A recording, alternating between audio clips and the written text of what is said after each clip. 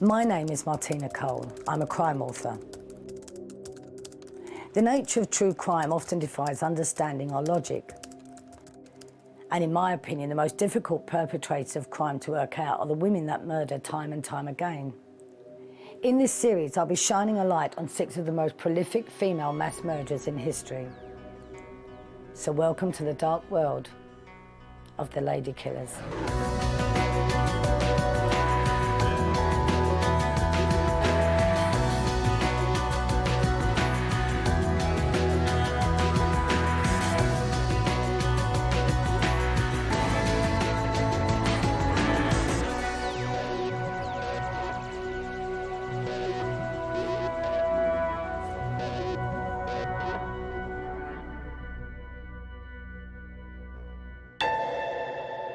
Some may ask, why call up anew this gruesome crime of more than 30 years ago? Let time cover it. Let it be forgotten. Surely I would not recall it for the sake of sensation. I write of it in the hope of applying to it the increase of understanding of such crimes that has come during these years,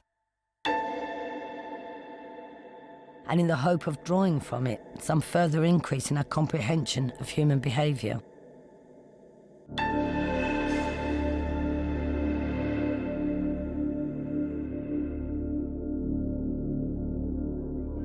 These are the words of author Myra in The Fall to Compulsion. It's a crime novel about 2 people who set out to commit the perfect murder, purely as an intellectual experiment. And it was the book that allegedly inspired Brady and Myra Hindley to torture, rape and kill 5 children across Manchester in the 1960s. Personally, I don't think anything I could write would make someone actually go out and commit murder. But Brady and Hindley seem to devour books, films and lyrics, twisting them to suit their own perverted ideology. While listening to Nazi war speeches, Ian would affectionately call Myra Hess, after Hitler's notorious deputy.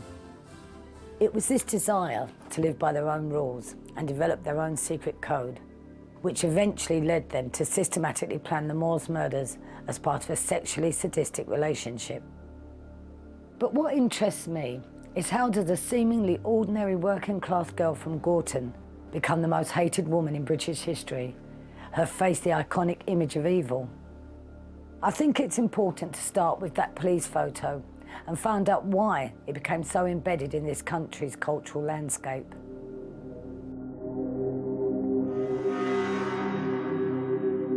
You felt it was a mask. Would somebody please take that mask off and show the real Myra Hindley? Because that mask there with that white hair, that sullen face, the eyes drooping, the prominent lips, the whiteness of the face, the whiteness of the hair with those dark roots. It's almost as if someone had touched her up to give her that look of evil. Yeah, but she's got evil bloody eyes, shows that. And if you look at her photo, you can see the evil coming through to you. I think it has become, hasn't it, the absolute image, because she does look rather unreal in it, or created. And in a way, over the years, we have created Myra Hindley. Right up until the day of her death, the only pictures that were being shown was that one picture of this hard-faced, peroxide blonde woman. And this became the face of evil, the face of wickedness, the face of crime. It is an iconic image. It figures a lot in the psychopathology of people who I do see with mental illness. If they're deluded, if they're schizophrenic, often the delusions will revolve around Hindley and Brady, and it's quite common. I am Myra Hindley, or Myra Hindley is sending me voices.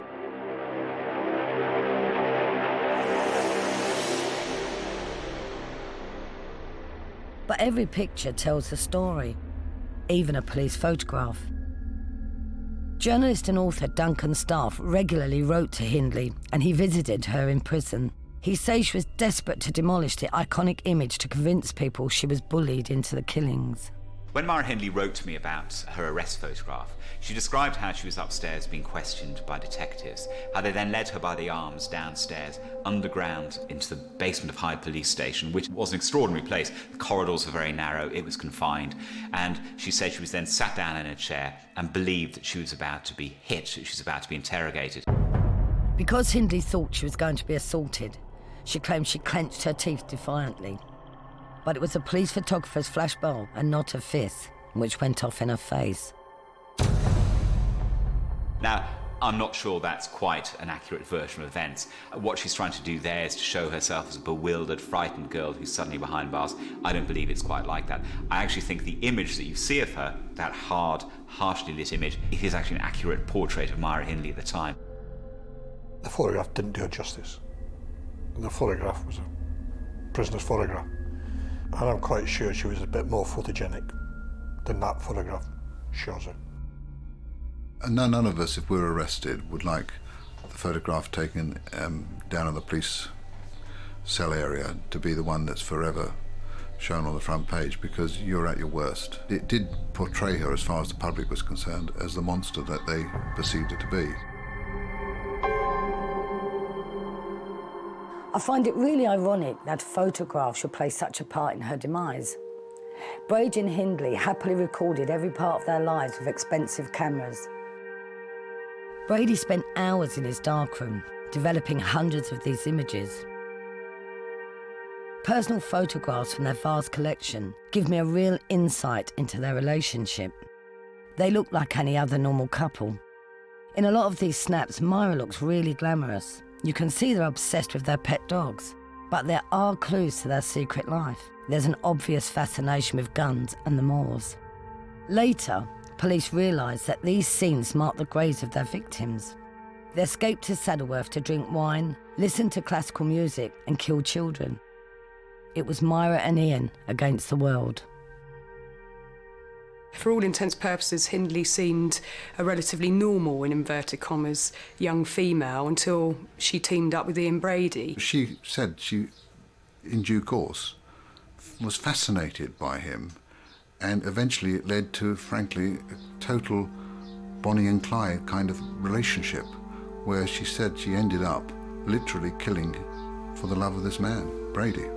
She was indoctrinated, but she was very willing to be indoctrinated, and she had the wherewithal, perhaps even more than Ian had, the ability to carry out such crimes. But what I really want to find out is what caused Hindley to turn her back on everything she knew and coolly take children off the streets where she actually lived with the sole purpose of ending their lives. As a crime author, I've always been intrigued by what motivates women to kill. I've done a lot of research into Myra Hindley and the Moors murders, and I'm still no closer to understanding how a female could actually torture and murder children as young as 10. To me, I still find that shocking. So imagine the reaction to this case in 1966. I think this is the first time that we had people who were enticing individuals from their environment, torturing them, killing them, and burying them in a place like the Moors. And when you look at the individuals concerned, they didn't do anything by chance. They planned everything. And that's what makes it even more evil. I've come along to the National Archives in London to meet Ian Fairley. As a 21-year-old detective constable, he arrested Brady and helped crack the whole Moors murder case. We've been allowed to see some very rare documents from the trial and of their lives together. I'm hoping these will help me understand what turned Hindley into the most notorious female serial killer of our times. Oh, Ian, this is really exciting. I mean, we're some of the first people to have access to all this now that, you know, so it's all been made public. I think the first thing we need to do is get these gloves on before we touch anything. I mean, for you, after 40 years, I mean, this must be...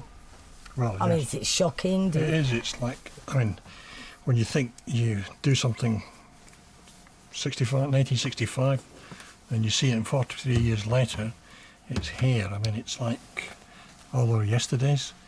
It's all their yesterdays. It's certainly all their lifestyle, because there's everything here. Well, yeah, obviously, we can set... This is your notebook, isn't it? Yeah. Ian Fairley's notebook records the dramatic events of the 7th of October 1965, which led to Hindley and Brady's downfall. At this stage, police were unaware that the couple had already killed Pauline Reed, John Kilbride, Keith Bennett and Leslie Ann Downey. But their 5th murder was to prove their last. On that morning, DC Fairley was one of 3 officers who responded to a 999 call made by David Smith from a phone box in Hattersley. The 17-year-old was married to Hindley's younger sister, Maureen. He told police that he'd witnessed the brutal murder of teenager Edward Evans at the house Hindley and Brady shared with Myra's grandmother at 16 Wardlebrook Avenue. A killing they wanted him to be a part of.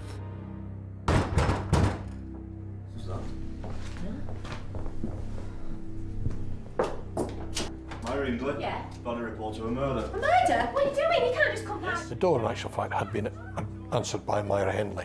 We walked in and me and Brady was actually lying in bed in the lounge. And he was in the process of writing a note to his employer saying he wouldn't be in that day as he had twisted his ankle. He was writing that, wasn't he, so he could go dispose of the body? Well, in actual fact, he did have an injury to his ankle, and what we think and what we were pretty certain happened was when he actually attacked Edward Evans with the axe, he struck his own ankle with on the blunt end of the axe and damaged his ankle. So he was limping. He did injuries himself. Mrs. Maybury, that was Myra Hindley's grandmother, was still asleep in the bedroom upstairs. And also one of the bedrooms was locked upstairs.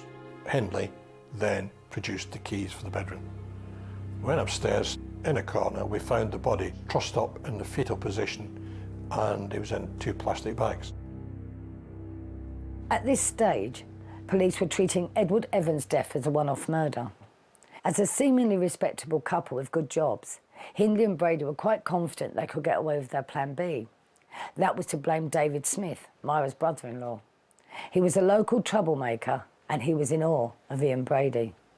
Brady interviewed 4:15 at present. I never left Brady's side that day, but through the course of the day, we interviewed him and he made a statement. He wrote Myra Hindley out of the incident. He admitted he had killed Edward Evans, but suggested that David Smith had taken an active part. David Smith, who was meant to help rob Evans. Now, Brady had this idea that Smith was going to kill Evans and help him dispose of the body. The trouble with it was that when he saw Edward Evans being beaten to death by Ian Brady with an axe, he simply didn't have that same mental toughness that Myra Hindley had and didn't want to be part of those killings. David Smith told us that there was more. When he said more what? More murders. Why do you know there's more murders? Because he's told me. Detectives were drawing a blank until they found 2 suitcases in the left luggage office at Manchester Central Station. Inside, 6 mementos from the killings led them straight back to Brady and Hindley. Now, to say these suitcases were packed was an understatement. You couldn't have got anything else in them. There was loads of books. There was also tape recording reels, loads of photographs, and we found a photograph of a young girl naked with a scarf tied around her face. I didn't recognise who she was, but I've got to say that was enough. It's really a suitcase full of horrors. And it was then that everything began to change from a normal routine murder into what developed into a serial killing by 2 monsters. It's getting to somewhere in the region about 10:15, 10 o'clock at night. A lot of black and white televisions on the corner, and it comes on, and it was children missing from home in Manchester. And the first picture flashed up on the screen was Leslie Ann Downey.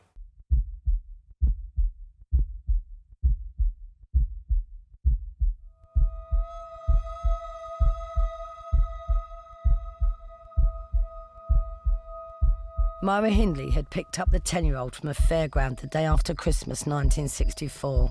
Pornographic photos of the little girl found in the suitcases revealed she'd been tortured in Hindley's bedroom, something that makes my blood run cold.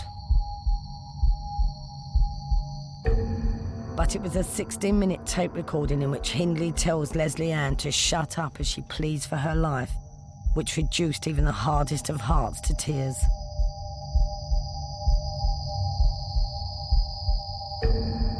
After listening to that tape, one police officer said, "This case is beginning to rank as one of the most nauseating murder investigations.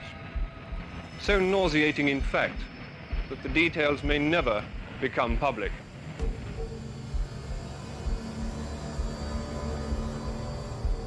In that tape, Leslie Ann Downey is being tortured and she wants her mummy.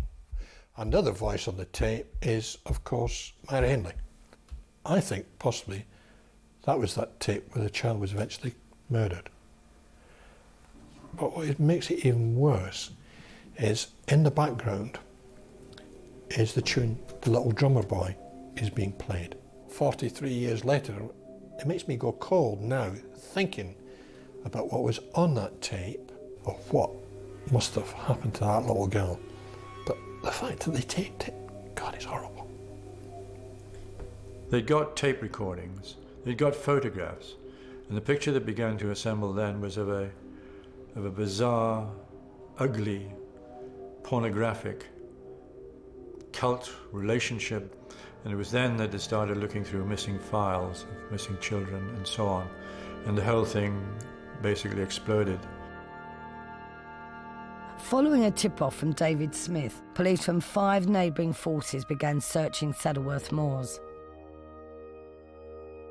They were determined to give poor Leslie Ann Downey's mum some kind of closure.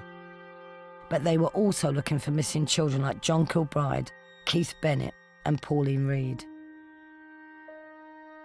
Well, they really had to change their whole attitude and the whole approach to it in terms of the scale of the investigation and trying to understand these people, more particularly trying to get their heads round how many children could be involved and how many bodies could be up on the moors. Police searching the moors found Leslie Ann's body in a shallow grave. After the discovery of the little girl, detectives decided to take another look through the suitcases for more clues. One name in Brady's notebook leapt out at DC Fairley.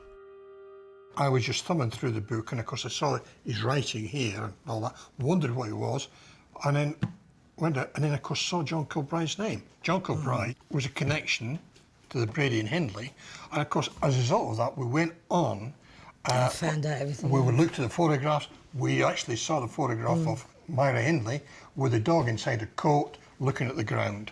Yeah. Dug the ground up and there found. and found the body of John Kilbride.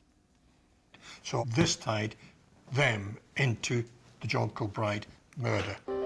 The clothing of the body found buried on the Yorkshire moors yesterday has been identified as that of John Kilbride, the 12-year-old boy who disappeared from his Manchester home nearly 2 years ago. The search on the moors continues. By this stage, police not only had enough evidence to convict Hindley and Brady of the killing of John Kilbride, but of the murders of 10-year-old Leslie Ann Downey and 17-year-old Edward Evans. So a decision was made to call off the search for other missing children. Their other victims, 16-year-old Pauline Reed and 12-year-old Keith Bennett, remained buried on the moors. Tragically, it was another 20 years before Pauline Reed was found and finally given a proper burial.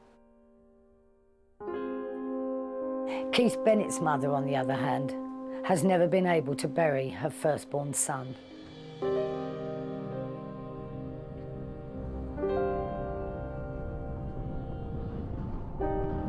Until he's found, I'll never stop. Even if I'm a bloody old woman and I've got to crawl on my knees, I'll come up here. Because I know he's up here now, I won't stop coming up here until he's found.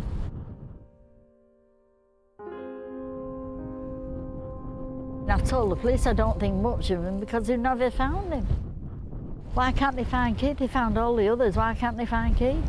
I still maintain it, and I've maintained that always, that we did not do it justice in 1966.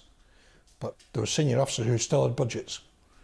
And that was the decision that was made. There was no money to spend on a wild goose chase and they couldn't do it. But bear in mind, in 1966, we didn't know that they had murdered Keith Bennett. We only know that now because Brady and Hindley weren't telling us. The same in 1966, we didn't know they'd murdered Pauline Reed.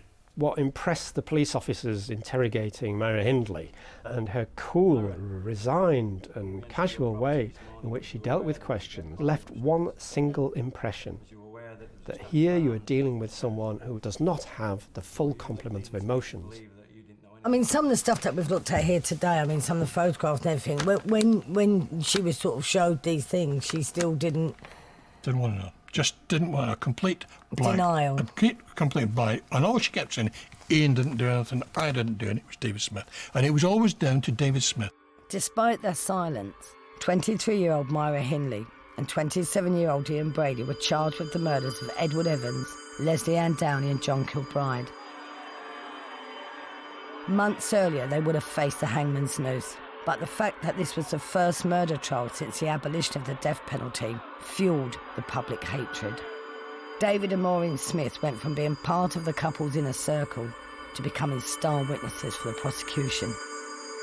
The extraordinary atmosphere that surrounded the case came through in Myra Hindley's letters and in her unpublished autobiography. She was very aware of that. She described how they could hear waves of sound coming down the corridor. It shocked the nation, really, and it shocked people that what had happened and how it happened and the numbers involved, and also the families involved. You know, we then had television, and it was almost brought into people's sitting rooms, and it was there in front of you, and so it didn't go away.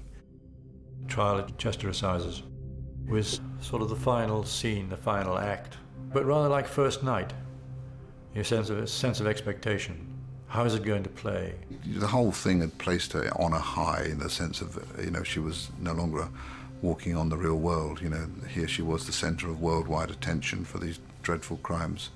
It hadn't yet dawned on her that she was now to face life imprisonment, separated from the man she loved, and to be the most reviled and hated prisoner in Britain. And yet what's striking is that in the face of this, her bond with Ian was completely unbreakable. She was still in this world with him and wouldn't let go. They were like two musketeers. They were one for all and all for one. They were all together. They were together in a partnership, and they stuck by that. And if you kick one, the other would limp. They lived in each other's world, and they lived together, and they lived for each other. Some people might say Myra didn't react to anything at first because she was in shock, probably the shock of getting caught. But I think the fact that she remained totally cold throughout the trial spoke volumes about her character. The thing which lives with me most of all is watching these two in the trials, sitting there, completely expressionless. They just didn't move for days on end, you see them. The faces, no sign of emotion. Not even a wet eye, not even, if you like, even a tear of regret or a tear of fear. You are hypnotized in a peculiar sort of way by them, by the lack of reaction, by their behavior. You say, well, is this not having any impact on you at all? She had this ability to switch on. Like, she had the ability to switch off when she was being questioned. She had the ability to switch off when she had the tapes of Leslie Ann Downey. Hindley's fate was finally sealed when the prosecution's key piece of evidence was played to a packed court number 2 at Chester Assizes. 42 years on, those who heard little Leslie Ann Downey being tortured and pleading for her life remember every second of that tape. Incidentally, that same recording that brought about Hindley's downfall is now locked in a secret vault. It is deemed to be too disturbing for the public to hear. We'd been briefly prepared for it. But when it came, we were shocked. It was gut-wrenching stuff. And you hear that kid screaming for her life, pleading. You could see these people around the court, members of the jury. You could see the people, the tears coming to people's eyes. And you looked at these two and said, no emotion on their face as it was played. No emotion. You aren't really human. Go on, react, do something. Show some emotion. So we can basically record it and show that there's some humanity. But it wasn't there. Not at all. Once that tape was played, one couldn't sink lower so far as horrendous crimes are concerned. And once the jury and the court had heard that, so far as the world was concerned, and the victims' families especially, there was no coming back. When the jury came back and gave the verdict, there was more expression of relief from the police than there was any expression of despair from them. I don't think there was any expression at all from them. The verdict was no surprise. Their reaction was no surprise. The sentence was delivered. No reaction from them. No words.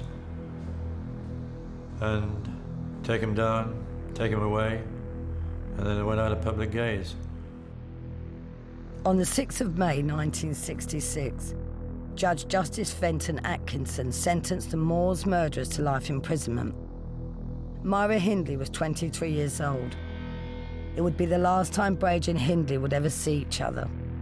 For Hindley, life really did mean life. She would die behind bars 36 years later.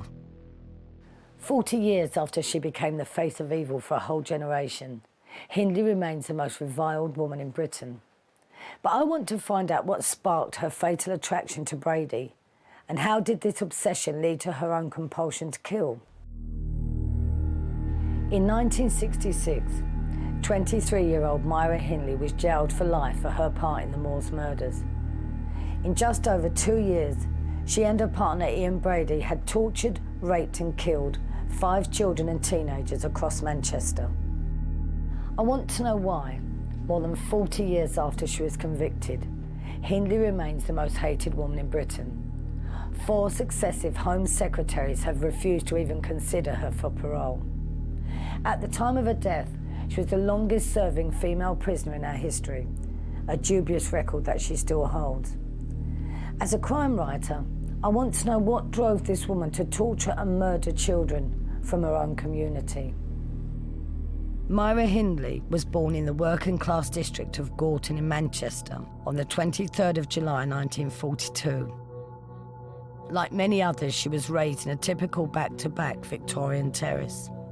Myra Hindley was born into a not well-off, working-class family, the same way thousands and thousands of people over Manchester were. The thing that was unusual about her family circumstances was her father. Right, good lady.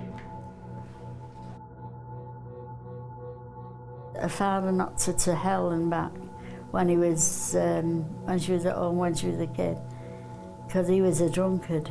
She had quite a brutal upbringing, and that there was a turning point, as she describes it, where she'd been bullied by another child and Dad had told her, you know, stand up for yourself and fight back, and she ended up hitting this kid, and that she's attributed to shaping her in the sense of saying violence is okay. Definitely a girl that could stick up for herself. Definitely a strong, confident young lady. I would say that if there was any problems, she could sort them out. When Myra was 4, her sister Maureen was born, and her parents sent Myra to live with her granny Maybury. Myra overpowered her gran. Gran was such a lovely, lovely lady. Myra was then the boss, and Myra liked being the boss. She was loud, she was brash, and she was definitely the boss. I think that certainly had a role to play, the fact that she could get away with whatever at her grandmother's house, and certainly in terms of her development, being able to get away with whatever she wanted to, that kind of sent a message to her. She loved her grandmother, but there was always this feeling that she had been put out of the nest in order to create a space for a new baby. It was probably her first rejection, although she perhaps didn't realise it was rejection at the time. The question is, which came first? Did the rejection make her cold, or was there something rather cold about her? Was she an easy baby to reject? Did she come into this world with some kind of propensity for destructiveness that was more than others, and then was triggered in this relationship? Hindley struck up close friendships with other children and played like any other little girl would. But she escaped her surroundings by immersing herself in the world of books, like The Secret Garden. Her lifelong love of literature was to prove a significant shared bond with Ian Brady. Myra did form deep friendships and relationships with people throughout her life. It was a characteristic of her personality that she would latch onto individuals. It was described to me by a former lover of hers as her beam, and once you were locked in her beam, you were the sole focus of her attention. Like any teenager in the rock and roll era, Myra enjoyed going to dances. Every Saturday night, she and her friends would go to the Ashton Palais and bop along to the latest records. But her life changed forever when she started work as a typist at Millwoods Engineering in Gorton. By the end of her first day, she'd fallen for a mysterious Glaswegian clerk called Ian Brady. The 18-year-old wrote in her diary about her unrequited love for a 23-year-old man who reminded her of Elvis Presley and James Dean.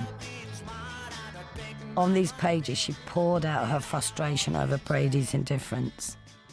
He ignored her for a year, which of course whetted her appetite more and more, because what you can't have becomes more desirable, and he was just playing her along. He was handsome, and I was thinking, what is he doing with her? The lads used to say she was all right in Gorton, but as a kid's point of view, I don't think she was a pretty woman.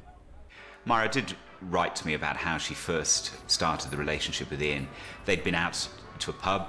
It was a Christmas party. They'd all got drunk. They then went back to Millwoods, and she described how he started dancing, and he was drunk and he trampled all over her feet. But she writes about it years later with a great feeling of happiness. You can see that there's real excitement there. And then from that point on, the relationship accelerated very quickly. But this was to be no ordinary courtship. Hindley regularly worshipped at the Catholic monastery of St. Francis in Gorton. She later wrote that Brady convinced her to give up her faith. Instead, she was encouraged to read books by the philosopher Nietzsche and the Marquis de Sade. It was her introduction to the world of sexual sadism which laid the foundations to the Moors murders. These are actually Ian Brady's own personal copies of the Marquis de Sade, of Justine, and The Life and Ideas. When you read some of the stuff that he's written, sort of in his notebook, he's got here, people are like maggots, so they're small, blind, worthless fish bait. Rape is not a crime, it's a state of mind. Murder is a hobby and a supreme pleasure. He goes on and on, all this stuff that he's read in Justine and everything else. Personally, I think two people met here who recognised some kind of evil in the other person that they possessed themselves. The Marquis de Sade is really the benchmark of sexual sadism. A sexual sadist enjoys or gets sexual pleasure out of other people's pain. That is, controlling them, humiliating them, and actually watching them endure physical tormenting. And certainly the first sexual encounter, you know, we have it on account, and of course it's her account, that he was quite sexually vivacious and quite aggressive and violent. That was her first experience, but she was quite happy to be part of that and to carry on the relationship on those terms. And of course from there, things would only ever get worse. Hindley and Brady began to create their own special secret world. But this world revolved around sexually sadistic fantasies of torturing, raping and murdering young children. 18 months after starting their relationship, they were finally ready to kill. Myra Hindley was just 21 years old. Myra tried to argue in later life that she had no idea that Ian Brady was serious, that he gradually indoctrinated her to a point where she was willing to take part in the murders. I don't think it was as simple as that. I think that she was constructing a world with Ian Brady, and that world got stronger and stronger and stronger, and then eventually they were able to carry out the killings. For anybody to suggest that she could be indoctrinated into anything unwillingly is completely out of the question. I think she initially could be influenced into taking part, but I do believe that she was very much a willing partner. We need to remember that she did go on to become a very active part, and in fact was the one who went out trawling for victims. Most sexual sadists don't carry out their fantasies. That's the wonderful thing about fantasy. Fantasy is better as a fantasy. Reality brings with it elements of lack of control. For example, a fantasy you can control completely. Reality, as with Hindley and Brady, got out of hand. Myra said that they got to a stage where they were ready to commit murders when he introduced her to a book called Compulsion, which was about killings by Leopold and Loeb. So they already had this abnormal sexual relationship. They already had these fantasies that they were acting out. Then he introduced her to a book about killing and told her, I want to commit the perfect murder. I mentioned Compulsion right at the beginning of the programme. It's based on a real case from Chicago in the 1920s, when two privileged young college students kill another young boy purely to exercise their superior intellectual skills. Dubbed the crime of the century, the killers were caught out by forensics. Ian Brady vowed not to make the same mistake. Using secret codes and elaborate plans, they plotted every detail of their perfect murder. With sexual sadists, you know, it doesn't just happen by chance. There's planning, preparation. They know exactly what they're going to do, which role they're going to play, right up into, you know, the body disposal and what happens afterwards. It was the first time, as far as I'm aware, that we became knowledgeable about how meticulous people planned events. They counted the buttons on their clothes before they went out and killed children. They counted them when they got back. They burned their shoes. They took photographs of the grave sites before the killings and then after the killings. There was nothing accidental about the way these crimes were carried out. Hindley and Brady's photo album contains pictures of children that they'd taken at random in school playgrounds. It's really frightening to think that they may have been identifying and even watching potential victims. However, the first killing was much closer to home. On the 12th of July 1963, Hindley's 16-year-old neighbour Pauline Reed was walking to a local dance, but Hindley and Brady had more sinister plans in mind for the teenagers' evening. Myra Hindley said that she was bullied into the killing of Pauline Reed, that Ian Brady made her do it. Now, I'm not sure that's right at all, because the murder was carefully planned. Myra was driving down Froxmouth Street. She stopped her car, rolled down the window and said, would she help her look for a glove? She coolly and calmly took somebody off the street that she knew and fed Pauline to Ian, knowing full well what was going to happen next.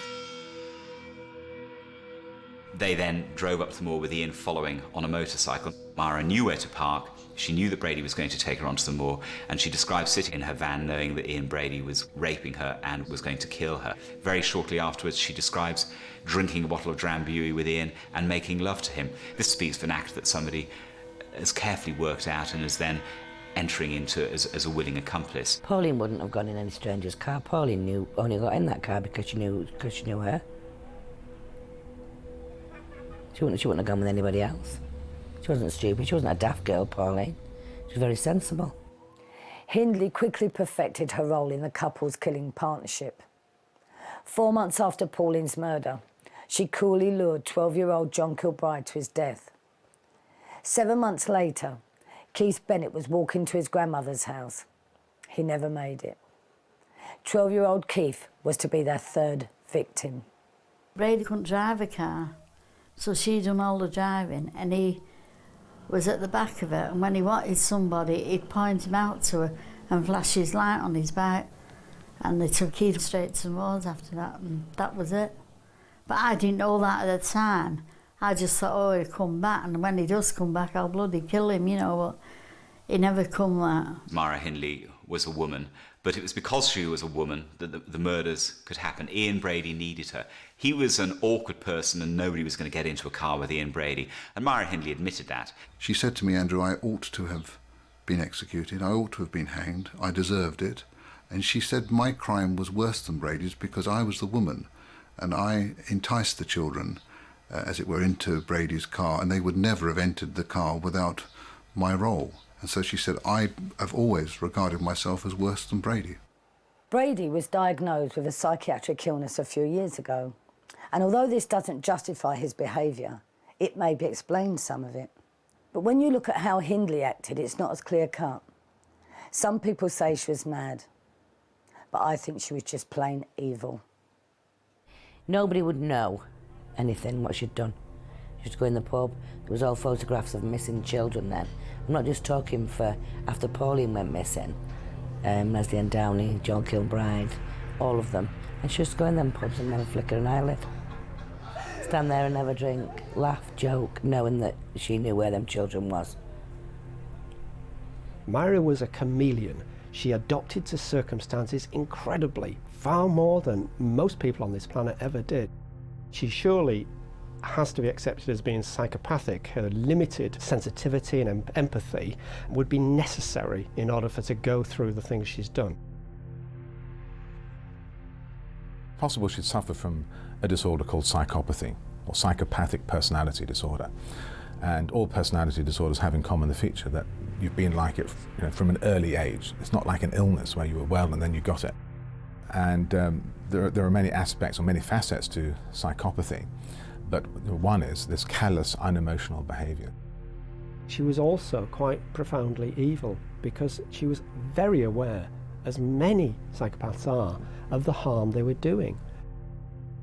It's obvious to me that over the course of the 2 years they killed those children, the power in their relationship shifted. He was the boss at work, but how much was she the boss at home? And that's sometimes I feel that she did what she wanted. I don't believe that Myra Hindley was ever a servant. I think that she was a participant in the acts, and I think that she enjoyed them from the start. She remained cool, very calm about what was going on. And in fact, it was Brady's own reckless and impulsive behaviour that led to them being detected and arrested. It was Brady's failed attempt to introduce Hindley's brother-in-law, David Smith, to their sadistic partnership, which led to their downfall. Smith was a close friend until he witnessed the brutal murder of their fifth victim, 17-year-old Edward Evans, and went straight to the police. The game was finally up, and the couple were destined for a life behind bars. But 40 years on, why does the name Myra Hindley still automatically go hand in hand with evil? Is it purely because she was a woman, and women are meant to be mothers, not mass murderers? Maybe. But I think it's probably more to do with the lies she told inside. Lies which led to her being seen as even more heinous than Brady. Myra Hindley and her lover Ian Brady raped, tortured and murdered 5 children across Manchester in the 1960s. 40 years on, they remain Britain's most notorious killers. It's always fascinated me why Hindley is seen as more evil than Brady. I think it's because he accepted his fate and wanted to die behind bars. But Myra Hindley was determined to get out. After breaking off her relationship with Brady, she even tried to claim she was bullied into the killings. Influential supporters like Lord Longford continuously campaigned for her release, but the tabloids were always ready to remind the public of the horrific nature of Hindley's crimes. I mean, she was, and she knew, she was notorious. I mean, the Sun newspaper would say to me that her case would sell as many newspapers as Princess Diana at the time. She was great for circulation, and anything would be printed. Whether or not it was factual or not, that was irrelevant. The main thing is, let's get her on the front page. The reason she stayed in the newspapers is because the crimes weren't solved. Newspapers and the tabloids are often traduced, saying they latched onto her just about selling papers. There's an element of truth in that, but there's also truth in the fact that they could see that she was lying, and they kept nailing her for it over the years. And I think that that had a profound effect on public opinion. In 1986, Brady told a newspaper that the couple had killed other children. This led to a dramatic announcement by Myra Hindley. The Moors murderer Myra Hindley has confessed tonight to her part in the death of 2 children who vanished more than 20 years ago. Hindley's decision to finally come clean about her actual involvement in the murders of Pauline Reed and Keith Bennett exposed the extent to which she'd persistently lied and manipulated everyone around her for years. I would say that Myra Hindley was evil. She was bad, if not worse, than he was. Where did the evil come from? Was it always there, or was it an evil deed or deeds done by someone who was fundamentally ordinary? In all my interviews with Myra, I never felt that I got to the bottom of that. I don't think she was an evil person. I think she was a person who did evil things, and that's a big difference. And I think she realised she'd done evil things. You just shake your head in disbelief that this young person who used to be a friend and a colleague to a lot of us has done this horrible thing. She took the babies, didn't she, to the slaughter, didn't she? Yeah. Who'd take a child in a car knowing that she knew exactly what was going to happen to that baby, boy or girl? There's no remorse in that woman whatsoever. None. Evil, evil. Myra Hindley, probably the most hated woman in Britain, is dead. The Moors murderess died of a chest infection after 36 years in jail. Myra Hindley died on the 15th of November 2002. She was 60 years old. The priest who held her hand as she slipped away believes she did feel genuine remorse for her crimes. But it's ironic, really, because although he may have held her hand and offered her forgiveness, It seems the prison service actually had an awful lot of trouble finding an undertaker who was willing to handle the body. All I can say is that she'd put herself into a position where in the past she confessed her sins. She was one of those people who over the time came to believe in the generous, in the giving nature of God, and that in fact she was forgiven. I don't know whether Myra Hindley felt genuine remorse. I can't answer that. What I do know is that she continued to lie about her involvement in the killings because she wanted to get out of prison. And I think that whether she felt remorse or not, that action and the consequences it had for the Reed family and for the Bennett family is something that's very difficult to forgive.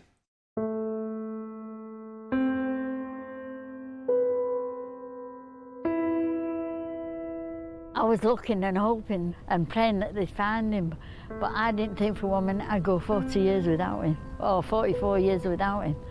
And I've got to live with it for the rest of my life. Oh, I love coming up here any time of the day or night, because I know he's here somewhere, and it's the only way I can express my feelings, because I know he's been murdered up here. And I know he's with me somewhere on the moor, and he knows I'm coming up with flowers and that. When I see Winnie still desperately trying to find her son, it's very hard to forgive Hindley. As a crime writer, I plan other people's lives, and I often plan their murders too. But after getting so close to Myra Hindley, I don't think that there's a writer in the world who could adequately even come close to the arrogance, hate and deceit that festered inside her heart. It's clear that Hindley and Brady thought evil was some kind of spiritual experience. They believed that they were superior to everyone around them and that they had the right to snuff out the lives of innocent children for their own pleasure. Well, no one has that right.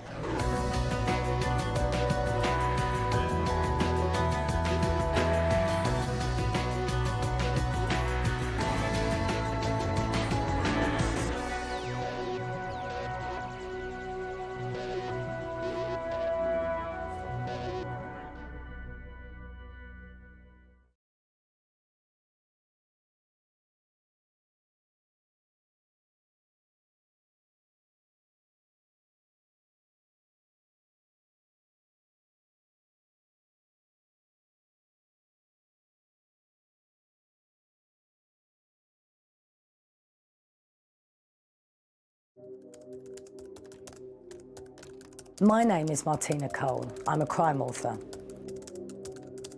The nature of true crime often defies understanding or logic. And in my opinion, the most difficult perpetrators of crime to work out are the women that murder time and time again. In this series, I'll be shining a light on 6 of the most prolific female mass murderers in history. So welcome to the dark world of the Ladykillers.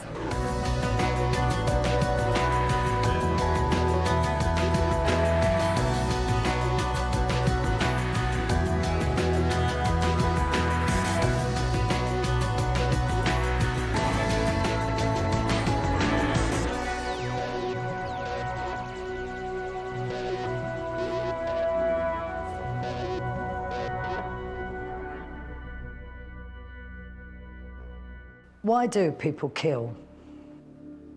If there's one thing I've learned in my time as a crime writer, it's that there are 1,000,001 motives for murder. But in the case of a serial killer, what could be the motive for not one, but a lifetime of murders? Power, corruption, blackmail, or maybe the most common one of all, money, or more precisely, greed. This is Amelia Dyer, perhaps Britain's most prolific serial killer, a woman who is notorious for many years but whose name is barely known today. She was no oil painting, but there are many more reasons why it would be hard to paint a pretty picture of the life and times of Amelia Dyer. Amelia Dyer killed for money. Nothing new in that, even in Victorian England. But what is astonishing about Amelia is that all of her victims were newborns. Amelia Dyer delivered, fostered and adopted illegitimate babies for money. If you gave her £5 and the baby, she would take the baby and either have it adopted out or raise it herself. But of course, what she really did was kill it and take the £5. Amelia Dyer was a murderer, and she knew what she was doing. This was a calculated career plan that she'd embarked on and sustained over 30 years, come what may. She says she felt peaceful after she put the baby's body in the river. She used to look at them and derive some kind of pleasure and some kind of perverted maternal perspective on these babies who she just killed. You know, as they're lying there, she gets some kind of glow. Using many aliases and addresses, Amelia Dyer evaded detection for decades, despite complaints of police and the pursuit of young mothers desperate to know the fate of their babies. She disposed of a lot of them straight away by throwing them in rivers. But we also believe that she kept hold of the parcels for a while until the bodies decomposed, so that there would be no chance of the babies being traced back to her. The letters that survive tell of an articulate, persuasive and plausible woman, rather than a savage butcher who killed and killed again for a period of 30 years. She wrote these adverts that were very cleverly crafted, saying that the child would be looked after and they'd been wanting a child for a long time and it would be loved, it would be a caring home. All these things were hitting exactly the right buttons for a young mum who, you know, was giving a child up. In 1896, Amelia Dyer's career caught up with her. The body of a baby that she'd adopted and murdered was found in a package dumped in the river and was traced back to her address. At the time of her arrest, Amelia Dyer was 56, a stocky middle-aged woman with grey and brown hair, the ordinariness of the picture betraying an evil within. Cold, heartless, unfeeling. Those kids meant nothing to her. It was just a means of getting money. Upon her arrest, it emerged that she had narrowly escaped discovery on several occasions, even preferring to be committed as insane rather than face up to her crimes. I don't think Amelia Dyer was insane. I think she was a very bad person who deliberately committed murder for profit. I am fascinated by Amelia Dyer, not just because of the savage nature of her crimes and the innocence of the victims, but also because of the sheer volume. This was a 30-year career, and at her worst we know that there were 6 babies a day, various other points 6 babies a week. Even if this was 1 infant death a month, over 30 years you're looking at 400. But who was Amelia Dyer? And what made her kill this shocking number of children over such a long period of time? And how could such horrific crimes be so very easily forgotten? As a crime author, I'm intrigued by what circumstances and forces combine to create crimes and criminals. And nowhere is this more gripping than in the story of the 19th century baby killer, Amelia Dyer. Amelia Dyer prematurely ended the lives of an estimated 400 babies. I'm interested to know what would prompt this woman to ritually kill babies she was being paid to look after. I want to find out all that I can about the real Amelia Dyer. But because she lived in Victorian times, there are actually no living witnesses and no people who are close to her. So I'm going to start my search with all that's left of her.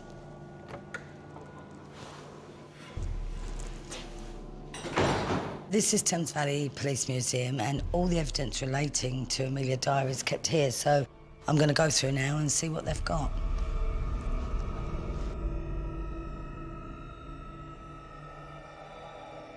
So, Ken, who was Amelia Dyer? Mrs. Dyer was a lady who set up quite a lucrative business of fostering children that couldn't be looked after by the mother or father. And she would adopt them for a fee for looking after the child, which could be something like 20, 30, 40 pounds.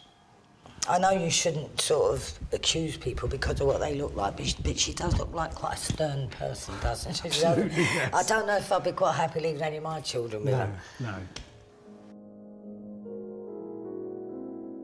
Amelia Dyer's lifetime was Victorian England, a time of social extremes where a person's life chances were randomly dictated by factors of class and wealth. Dickens did a really good job of describing social conditions in the 1850s and 60s. Certainly there were a lot of poor people, there were a lot of neglected and abandoned children. Victorian England has been recorded as a time when family values were a priority, and it's a period that Margaret Thatcher revered and tried to revive in the 1980s. But a closer examination of the history of that period paints a very different picture. There was no work, there was no social services, there was no welfare. 1 in every 12 women was a prostitute. A child being born under normal circumstances only had a 50% chance of reaching the age of 5. So that's how bad it was.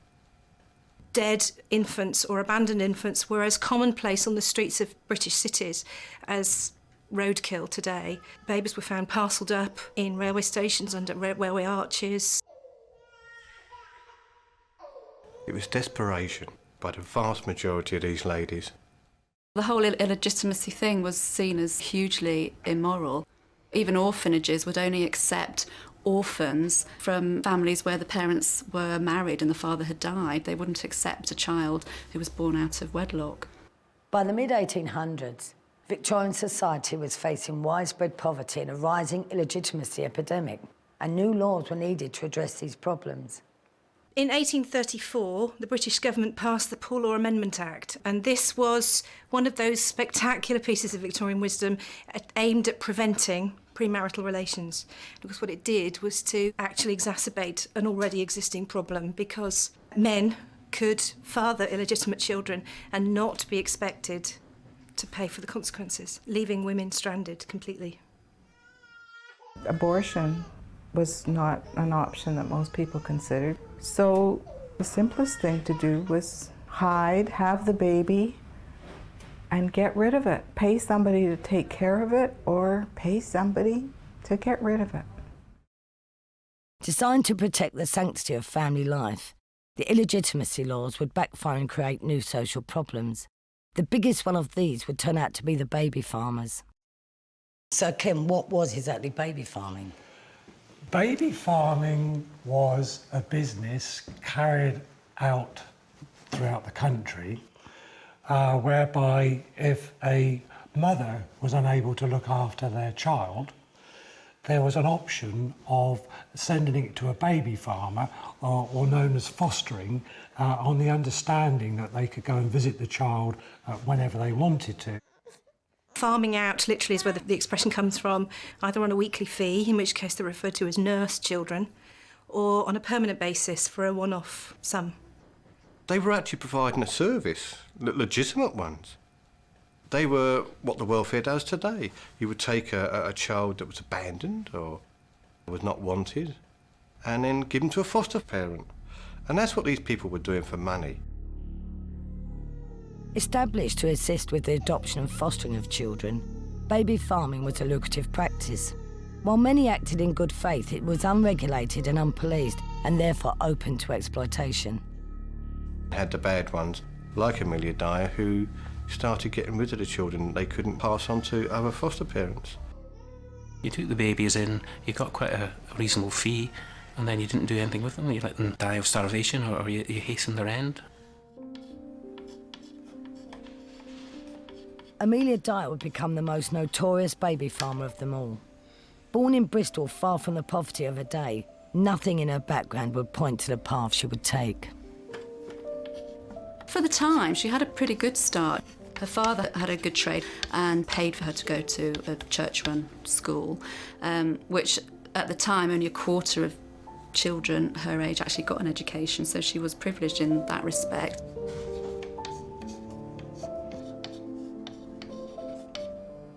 Blessed with a comfortable childhood in the Bristol suburbs, Life would change dramatically for Amelia when her mother contracted typhus fever and suffered from violent hallucinations and delusions. She witnessed her mother basically losing her mind and dying a slow, horrific death.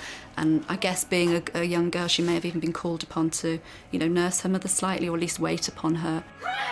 Despite her young age at the time, her mother's illness and death would be a defining influence on the rest of Amelia's life. Amelia was later to claim that mother died as a result of hereditary insanity. And I think, though this isn't true, it's really easy to understand how she could have remembered it that way. It would certainly have a massive impact on her, and she may have learned a few little things about what kind of symptoms may be shown by someone who's losing their mind.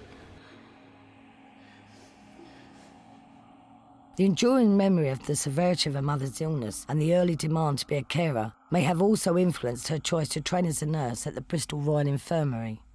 Amelia turned to one of the most arduous professions she could have turned to. Nursing was just starting to change. It was post-Crimean War. Nursing was starting to have a much better profile as a result of Florence Nightingale. But it was still a thankless profession. It wasn't such a caring profession as it is present day. They'd train you psychologically to be a lot more robust around dealing with people. So she became quite hardy and emotionless from having been trained through the nursing regime.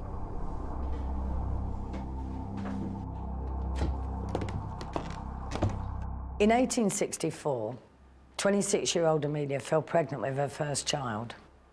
Women were not allowed to continue working once their pregnancies began to show, so Amelia left nursing. But it wouldn't be long before she discovered another way of putting her training to use when a young woman called Ellen Dane came to board at her house. Ellen Dane was a midwife, but she earned additional money taking in women who were illegitimate, who wanted to keep their pregnancies quiet. And she offered the additional service of then adopting the unwanted offspring of these women. She was a baby farmer. Amelia could see it was a very easy way to make money, although with risks involved, obviously. And Amelia did have training as a midwife as well through her nursing experience, so it was certainly something that she knew she was capable of doing. That was the beginning of a massive change in the direction Amelia's life was to take. The influence of Ellen Dane would take a few years to incubate, but surfaced when Amelia's husband, George Thomas, died. And she was faced with the hard realities of being a single mother in Victorian England. Aware of the rich pickings the trade could generate, Amelia decided to open a baby farm. But first she made a chilling and telling decision.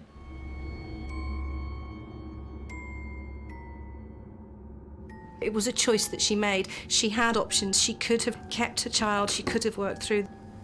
But instead what she does is to farm her own child out and to opt for the easy money that she'd seen Ellen Dane able to make. Mummy, is everything going to be okay? As Amelia chose to go into the baby farming business, she was maybe travelling around here, there and everywhere, adopting babies, so it made sense for her daughter to be out of the way.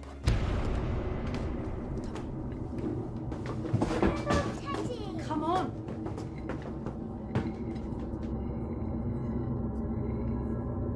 On any day in any newspaper, ads would run soliciting for the weekly, monthly or even yearly care of infants, all aimed at the mothers of illegitimate babies who wouldn't be able to work with the added liability of a child. In 1846, Amelia's ad started to appear alongside the rest. She opened the doors as a house of confinement, accepting women at the point where their pregnancy was no longer concealable, and seeing them right through to the delivery of the child. And then, just as Dane had done, either saying goodbye to mother and child, offering to keep the child on a weekly fee, or a permanent adoption for a much more considerable fee.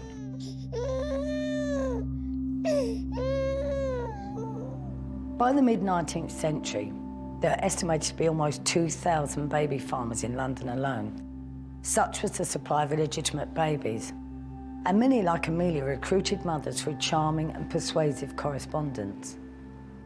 This one here is an advert that she read in a local paper, whereby a lady is asking, is anybody available to foster her child? And she wrote a letter to the lady saying that she was prepared to foster this child. Well, I do like the bit here where she said, I do really want a nice baby. I don't mind boy or girl, I would love either. And I don't mind a small sum to pay for it. So she obviously must have had quite a nice way with her for these people to trust her.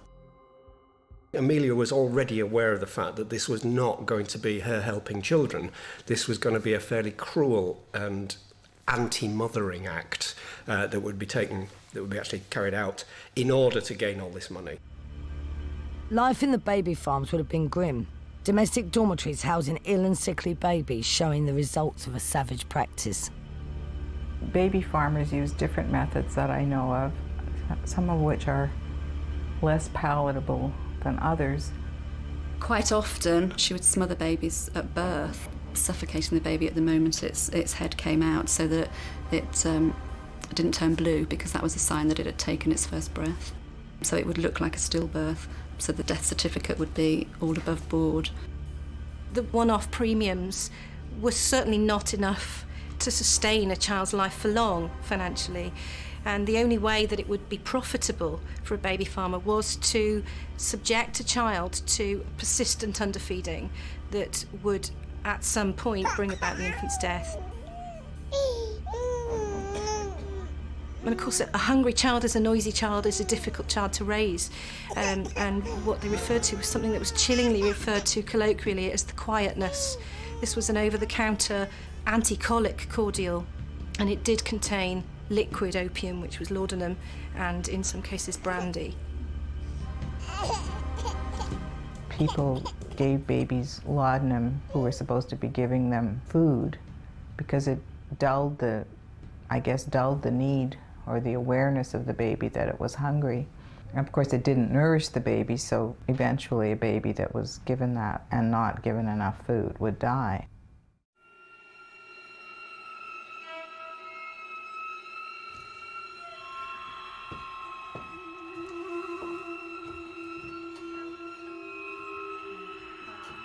Amelia, would have been quite drawn to the idea of self-medicating, if you like, possibly seeing it as a route, to ease the situation, to make it even easier for her to put up with what she was doing. She took it on a regular basis. She took it, almost daily. So she was an addict. So that would, induce a form of, state from her mentally where she'd be detached from reality. And I think that was part of her coping mechanism, to detach from, reality of what she was doing.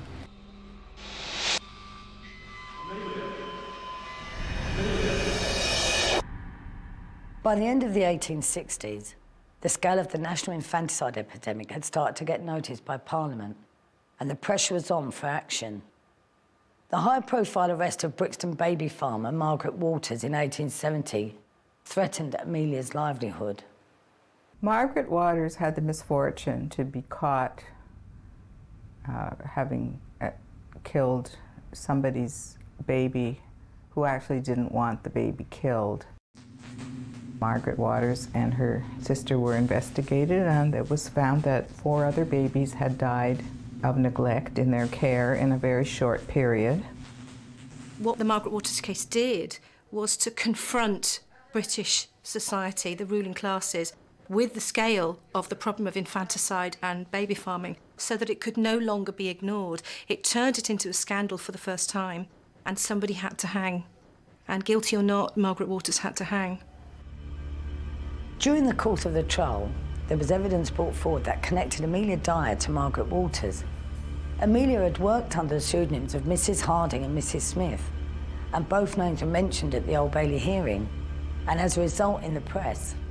Aware that her brutal business could be exposed, Amelia went into hiding.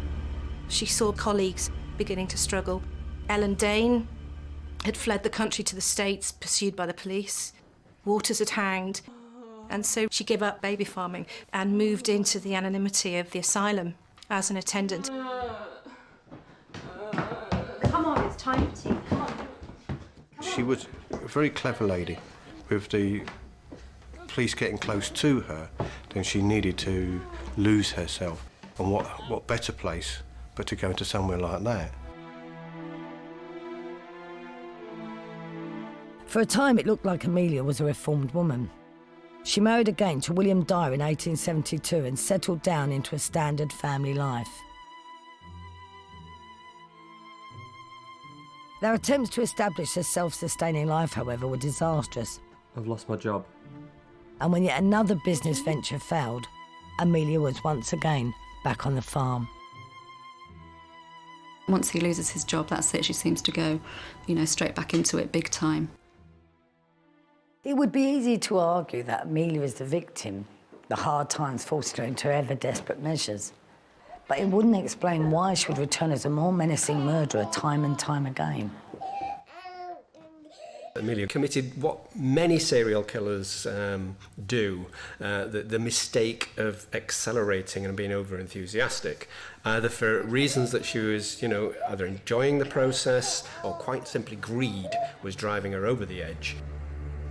As the pressure was increased across the country for a raise in the standards and conditions of infant care, Amelia's practices once again came under police scrutiny when 4 of her nurse children died within the space of 2 weeks.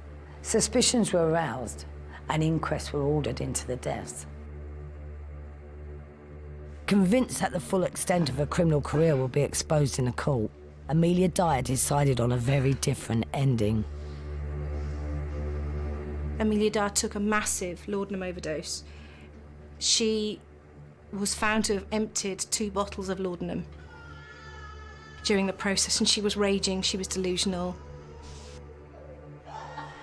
And her favoured phrase at the time, "I took about the right amount, I'm part doctor myself," was certainly a dose that was sufficient enough to have carried her off. She very nearly died, but the fact that she survived it at all is a very strong indication that she had a prior tolerance to the drug. She certainly did genuinely try to kill herself, because it was, it had all fallen down around her. That was it. She was, she was caught. 2 bottles of laudanum would have killed most people, but not Amelia Dyer. She had come close, but her failed attempt to take her own life was to prove a costly mistake, both for her own immediate future and the countless children who would subsequently die by her hand. Amelia Dyer is one of the most prolific British serial killers. Dyer lived in the 19th century England and had a savage and brutal career as a baby farmer. Taking advantage of the fact that illegitimate babies' lives were all but worthless in Victorian Britain. Amelia Dyer fostered and adopted babies, and then she killed them for profit. The more children she murdered, the more money she made. In 1879, the police had a chance to nail her as a cold-blooded murderer. Amelia Dyer had been arrested after 4 of her infants had died suspiciously within the space of 2 weeks. The inquests are held both in the city and in Somerset, and they're pretty certain that these babies have died as a direct result of neglect and opium overdose, but they can't prove it. And interestingly, she gets off with a 6-month sentence with hard labour. Amelia was charged under the Infant Life Protection Act, where the prosecution were required to prove that she was aware that the opiate she administered would cause death rather than assist sleep. The difference between a murderer or a carried-away carer. She managed to sidestep the gallows, but without a sympathetic coroner. She'd have been hanged in 1879. It's incredible, really, that she just got 6 months. And there was one example we read of a chap who got sentenced to 12 months for stealing a piece of bacon. In the long term, it mostly would have served as a very hard lesson in forensic awareness that she wasn't going to get caught again. And there was no way she was going to leave any evidence, which had been the problem, leading up to her capture. At this point in her life, Amelia is 46. If the calculation of her killing spree is correct, her toll of murders would have reached 100. I want to know how she was capable of abusing and then killing innocent babies. dependent infants that looked to her for life. I also want to know why she repeatedly returned to baby farming. Could it have been more than pure greed? There was obviously more to it than just the money. There was something else about her that was enabling her to commit these horrific crimes. Could Amelia Dyer have been fuelled and simultaneously numbed by the laudanum and alcohol cocktail she was administering? Certainly the drugs would have had an impact on her, without a doubt, on her mental state, maybe induced, you know, this complete detachment from reality. A long-term laudanum habit will lead to periods of depression. They can lead to mood swings, even when you're not under the influence. I think it also exacerbates any underlying mental health issues. If you accept she had a mental illness, did it contribute to her criminal behaviour, or could it be that they coexisted? And I tend to think that her criminal behaviour, which went on for such a long time and which was done in such a calculated way, wasn't related to her mental illness. The actual killing of the child and watching the child peacefully to some degree die, it parallels perhaps seeing her mother pass away, where she felt an almost godlike power over these children, that she had decided were going to go to their maker. By 1884, pressure was mounting for the reform of the laws on infant care, and baby farming was becoming a very risky business. There was just a change in the public attitude, and it was more risky because you were more likely to be reported if you were seen, you know, with an obviously looking sickly or abused child. She couldn't have all these neglected children lying around anymore. She definitely changes her modus operandi at this point. She doesn't use the slow neglect. She's beginning to murder these children by strangulation. Amelia's murderous method had become a ritual. She had developed a precise practice that chillingly maximised the efficiency of her limited resources. But that was as casual for her as it was routine. She would go to the town where she was to collect the baby from, get the money, take the baby, get home, take out some tape, tie the tape around the baby's neck, and pull. Baby would stop breathing. She would wrap the baby in a package of brown paper, tie it up with string,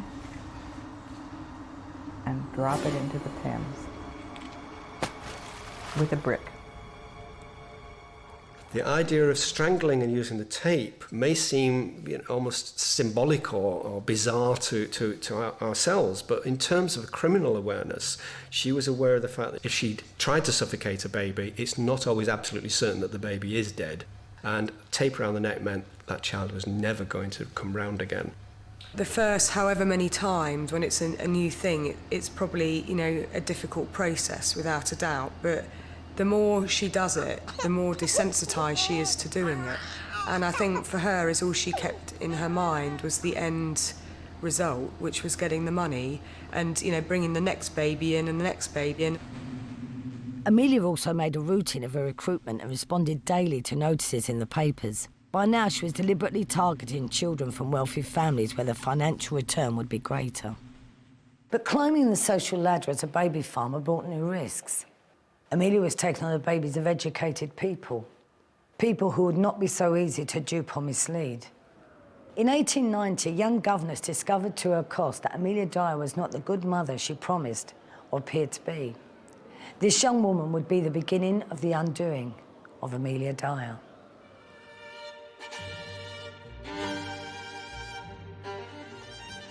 This was a young governess who had fallen in love with the young master of the house that she worked in and had got pregnant. She was left on her own, and she responds to an advert, gets in touch with Amelia Dyer and moves in with her. Amelia was able to gain the trust of this woman, as with many others, and so much so that the governess was persuaded to leave her baby in the care of Amelia once it was born.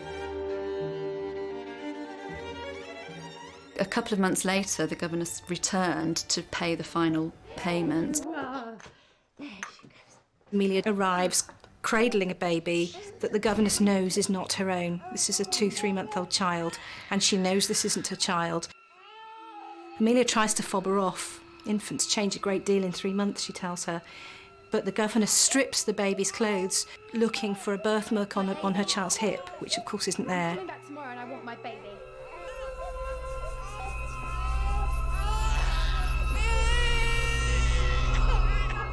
But this was a tragedy that was far from over. Like many mothers before her, the governess repeatedly tried to reclaim her child from Amelia, even bringing the police with her on several occasions. Well, miss, we have a problem. But each time, Amelia made her familiar excuses, No, that's not my despite baby. knowing that the baby in question had died a long time before, and by her own hand. See you next week. She managed to put them off time and time again by sending them on wild goose chases, pretending the baby had been adopted by a couple that lived here, a couple that lived there. Relocation, relocation, relocation. Just one of the ways Amelia Dyer managed to evade the authorities. Aided and abetted by an endless stream of aliases and a cruel ability to string innocent parents along indefinitely. But with the governess on her trail, Amelia Dyer is once again under a spotlight and under pressure. She did feel hounded and hunted for a good many years. Whichever way she turned, eventually there'd be a knock on the door with the governess and a police officer, and I'm sure that would have had an impact on her. She would have felt that pressure. The governess certainly raises the very real prospect of another prison sentence, and that does seem to have a dramatic effect on Amelia's mental stability. She suddenly has this period where she turns completely irrational, threatens suicide. The doctor was called in and she flew at him. She was hearing voices. The birds are telling me to do it, to do it. Seemingly having a bit of an episode. So much so that she was sent to an asylum. But is she mental or meticulous? Amelia's breakdown seemed to be timed to coincide with a possible capture and also provided her with a convenient escape. To get into a Victorian asylum, you needed a medical certificate and you needed the magistrate agreeing to it, so you couldn't just walk in. So I think at those stages, she was unwell. Her breakdowns were very short-lived. Even if she did kind of have a bit of an emotional collapse, it was for a very short period of time, and then she picked herself up and got it all back together again. So, I mean, to me, that would say that there isn't a mental illness there. She never fell apart while she was killing children. She never fell apart while she was disposing of bodies. She only fell apart when it looked like there might be a confrontation with the law. From the asylum, Amelia was eventually transferred back to the workhouse in 1895. But it's clear that even here she was plotting a comeback. She befriends an old lady called Jane Smith, who's widowed, and she's resigned to spending her last days in the workhouse. And Amelia seduces her really with stories of rescuing the unwanted infants of single mothers and nursing them, and it's a very, very seductive image. And Jane Smith buys into it wholesale. Amelia's clever plot thickened. She groomed Jane Smith to be the perfect front for her next assault on the young mothers of Britain. Jane Smith was instructed to refer to Amelia as mother, and in turn Amelia would call her Granny Smith. The perfect family unit that any mother would feel comfortable surrendering their baby to. Jane Smith didn't get the life she was promised at all. She was treated as no more than a servant, really. She was made to look after the children, to clean the house. Amelia seems to now adopt infants with fury. So fast, they're coming and going at such a speed that Jane Smith never gets a chance to learn their names. She never knows from one minute to the next, what child's in the house, then it's taken out again.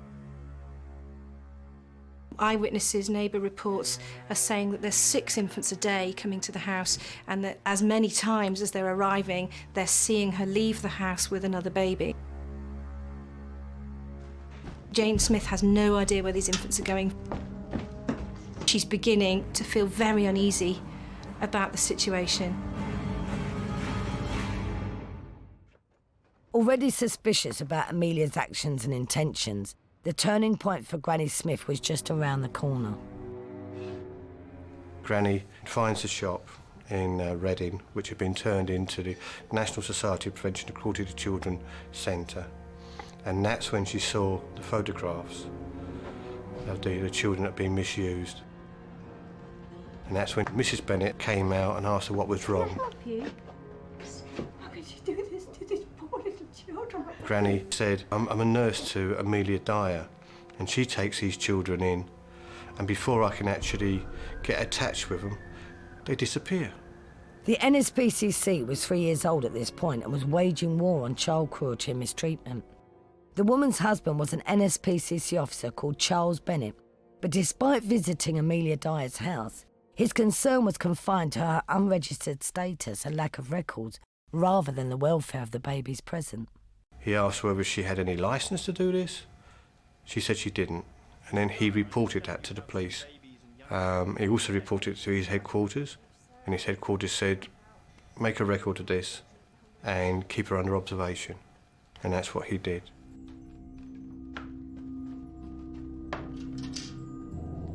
Just a few weeks later, it was Granny Smith who first noticed a terrible smell coming from one of the kitchen cupboards. It seemed to be coming from a strangely wrapped parcel on the shelf.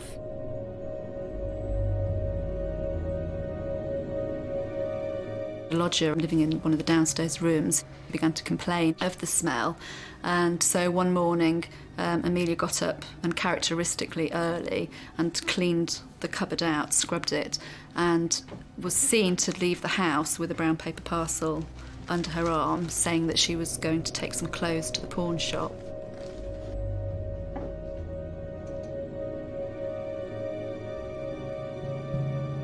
There was a Thames bargeman. He was on the river and he saw this package in the river. He hooked it out and it's a brown paper parcel. Now inside that was a body of a baby with tape around the neck. And then inside the package there was a name and address. Amelia had been careless. Not only had the parcel failed to sink, but one of her old addresses was still clearly visible, written within the package. But the capture of Amelia Dyer wouldn't be so cut and dried. The name on the parcel was a Mrs. Thomas, and the police would have to be as clever as a criminal to bring Amelia Dyer to trial. Amelia Dyer is one of Britain's most fascinating and prolific serial killers. In a career that lasted 30 years, she killed into the hundreds and managed to escape detection several times. But by 1890, she had started to make mistakes.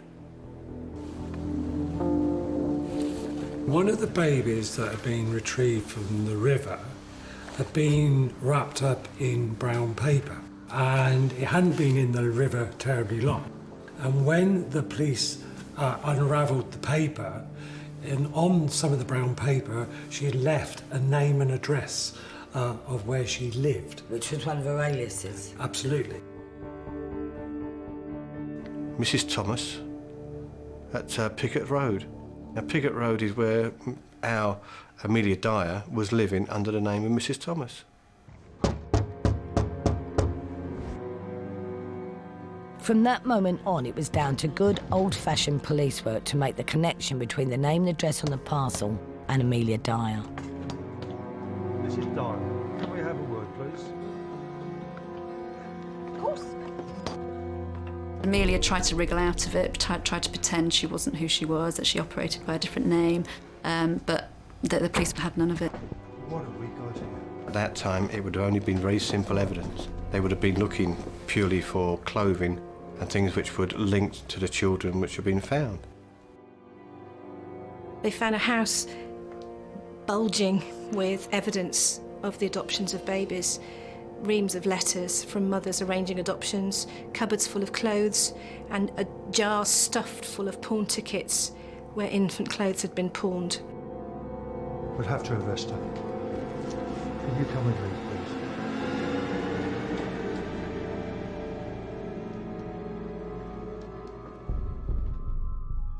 So here's Amelia's hair.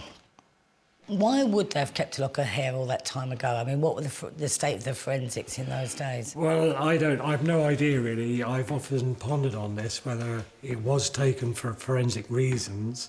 For example, if any of this hair could be matched to the hair on the clothing of the babies that have been retrieved from the river. But I don't really feel that the advancement of looking at hair was the same as it is today. It seemed a bit ghoulish somehow, doesn't it, having her hair? So this is her charge sheet, and it says here she did feloniously, willfully, and with malice aforethought kill and murder a certain female infant, Helena Fry, daughter of one Mary Fry. Amelia was taken to the Reading police station, where the first thing she did was to attempt suicide again, this time by removing a bootlace and tying it round her neck with a knot under her right ear, in the same way that she'd strangled her infants. The police dredged the river looking for more evidence, and on the 10th of April 1896, a carpet bag containing Doris Marmon and Harry Simmons was discovered. The carpet bag was a key piece of evidence. Amelia had a nurse child, an older boy, living in the house, and he identified the carpet bag as his own.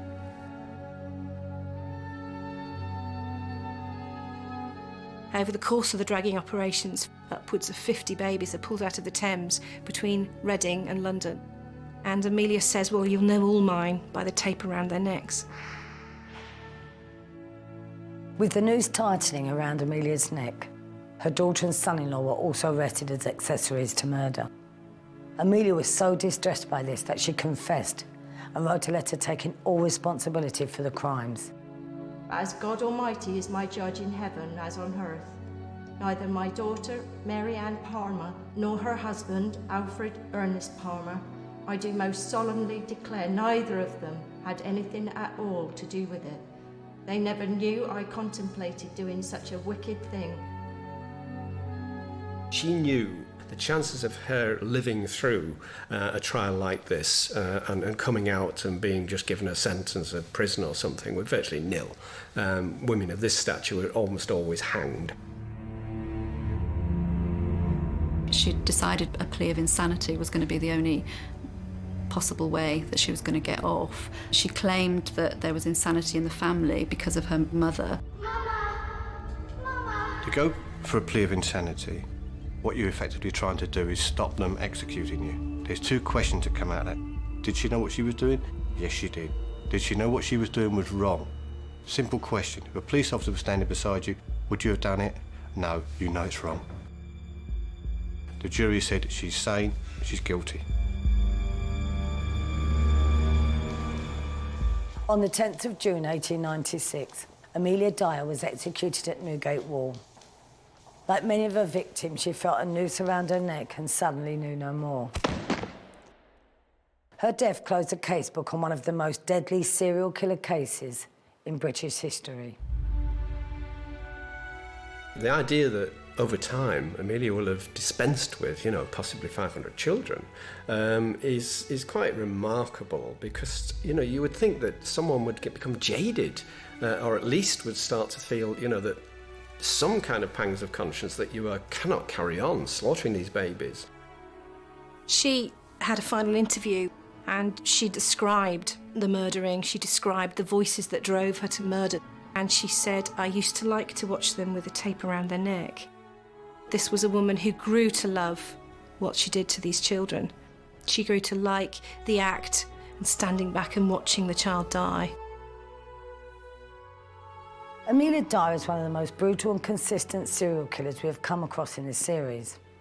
Her crimes have to be seen in the context of the times in which she lived. Victorian England was a brutal and barbaric period where the life of a child, and bastard children especially, was worthless. So when we remember the crimes, even in history, we should always remember the victims.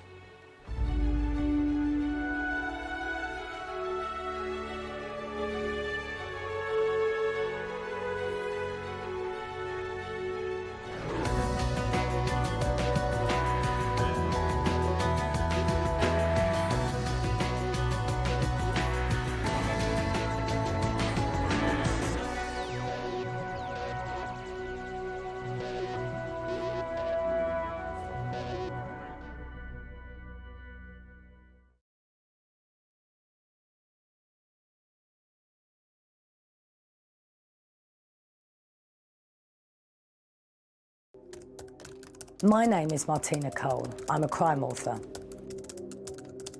The nature of true crime often defies understanding or logic. And in my opinion, the most difficult perpetrators of crime to work out are the women that murder time and time again. In this series, I'll be shining a light on 6 of the most prolific female mass murderers in history. So welcome to the dark world of the Ladykillers.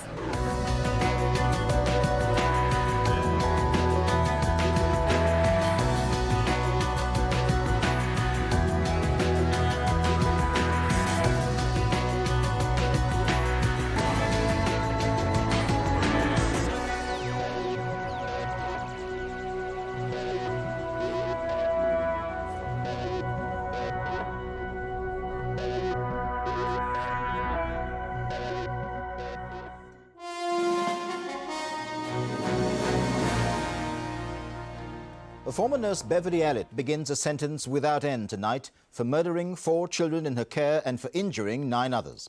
She was given life 13 times over and was told there was no real chance of her ever being free again. This is the story of Ladykiller nurse Beverly Allitt. In 1991, she murdered 4 children and attempted to murder at least another 9. These incidents took place over 61 days at the little cottage hospital she worked at in Grantham in Lincolnshire. In 1993, Allitt was sentenced to 13 life sentences for her crimes. She is currently serving her time at a secure hospital rather than a prison. Detained under the Mental Health Act, Allitt repeatedly self-harmed, and it was thought this might be symptomatic of a condition known as Munchausen syndrome by proxy. Beverly Allitt's killing spree began when she was a 23-year-old nurse. When the horrendous details of her crimes were revealed during her 4-month trial in 1993, the country was shocked and outraged that such a hideous crime could not only happen, but had been allowed to happen. When she was arrested, it was complete shock and disbelief. I just could not believe how could ever a nurse working with me had carried out all those heinous crimes. She utilised a system at the time which didn't have sufficient checks and measurements. We'd seen a picture of a young woman that manipulated people around her, boyfriends, friends, other nurses.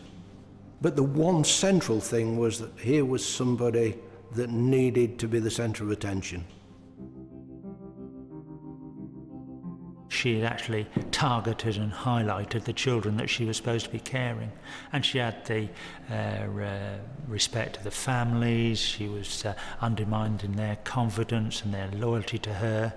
I think she's an absolutely evil person.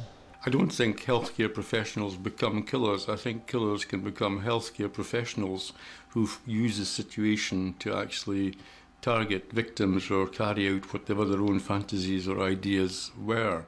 We have never ever heard a nurse ever killing or harming any child in United Kingdom till then. These crimes are almost impossible to conceive. A nurse killing the children she is supposed to care for. The newspapers quickly dubbed Allitt the Angel of Death.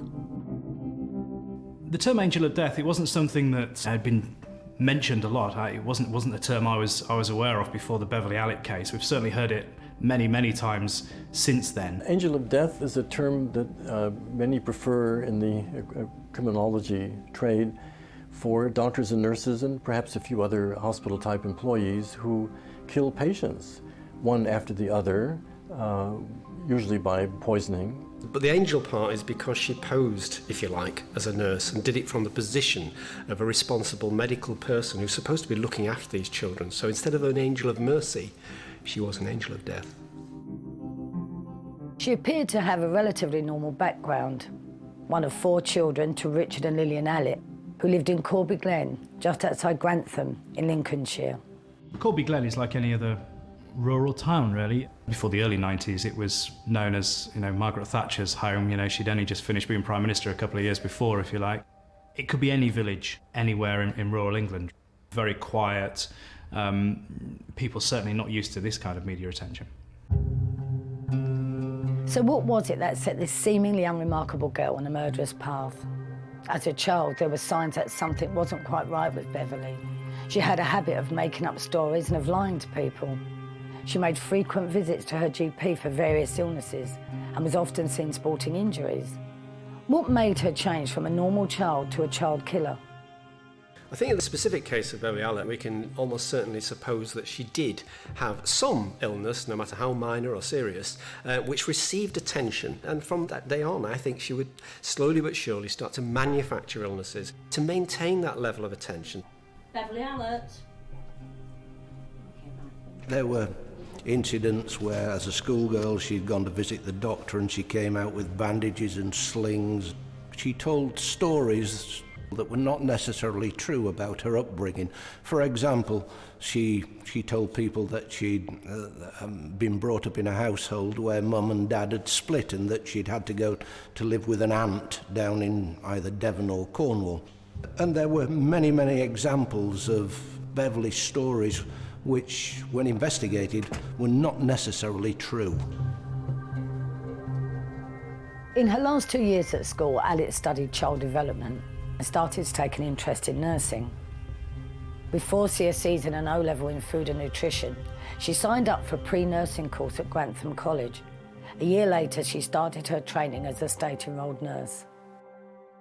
In 1991, Beverly Allen had managed to get herself employed as a nurse in Grantham Hospital, having had a lot of difficulty in the past of actually getting academic qualifications to go on courses, but she was lucky she managed to get this job where there were issues with understaffing, where there was problems in organisation and so on, and she used the whole care situation to her own ends. As a student nurse, Beverly Allen was off sick for 126 days during her last year of training with a litany of ailments. Despite this flaky record and her obvious tendencies towards hypochondria, Trent Regional Health Authority was short-staffed enough to recruit Allen as a nurse on February the 15th, 1991. Ward 4 looked after sick children and babies from a range of ages. Most children came in with minor illnesses and were quickly treated and sent home as soon as they were well enough. The 2 consultants, Doctors Porter and Ladykiller, and all the staff tried to make Ward 4 a warm and welcoming place. It was a relatively small district general hospital. Beverly Allen was appointed new. To my understanding, Beverly Allen was no different to many other nurses. She presented as indeed this very caring, happy little person who appeared with every family saying, I'm looking after your child, I'm caring for that. So there was this kind of possibly an unusual, positive approach to life. Initially, the parents felt that she was an angel, if you like. The nurses had respected her because it was her that identified problems. And she called the alarm on a number of these children, and she actually escorted them to the Queen's Medical Centre in the ambulance. So she was held in high esteem on the ward at this time. Although Ward 4 was understaffed and under-resourced, everyone, including new recruit Beverly Allen, pulled together to make it a friendly environment for the children. At this point, no one had any suspicions about the evil acts Beverly Allen was about to commit. Beverly Allen, now employed as a nurse on the children's ward at Grantham and Kesford Hospital, is in her element. She's had an interest in nursing since her school days, and she seems to fit right in on Ward 4. Given her sketchy track record as a student nurse, it amazes me how she could ever have been employed by the NHS. In February 1991, just 1 week after Beverly Allen started on Ward 4, strange things started to happen. Money was being stolen from the nurses' bags, and a key to the insulin fridge went missing. But more importantly, some of the children were experiencing near-fatal collapses, heart attacks, breathing difficulties, organ failures. And some of the children started dying. Doctors Ladykiller and Porter were beginning to have grave concerns about events on Ward 4, concerns mirrored by the staff at nearby Queen's Medical Centre. For one child a year to die at the larger Queen's Medical Centre was the average. So for 4 children to die over a 61-day period at the little cottage hospital of Grantham and Kesford was staggering. The head of paediatric at Queen's Medical Centre insisted that doctors Nanya Kara and Porter call in the police. The police had no idea what they were about to uncover. So I went to the hospital and I saw Dr. Nanyakara, Dr. Porter and Mrs. O'Nions, and I then had revealed to me aspects of a number of incidents which had occurred with young children at the hospital over a period of weeks. On the last day of April of 1991, I was finishing another murder inquiry and I received a call from a detective sergeant at Grantham who in turn had been contacted by the hospital authorities. That suggested that there may be some difficulties on the children's ward at Grantham Hospital.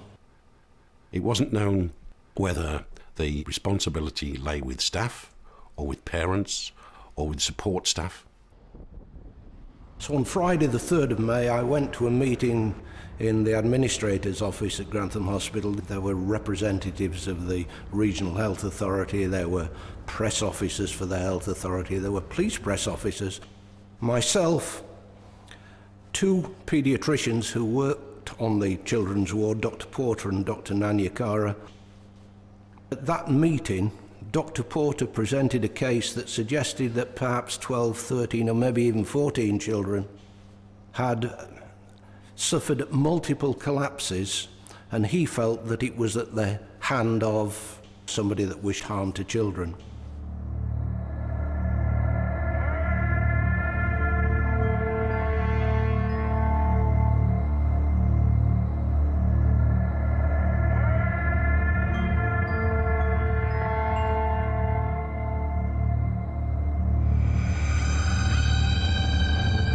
I asked at that meeting the expert that had been nominated, David Hull, to take away the case files of these children and send me a report.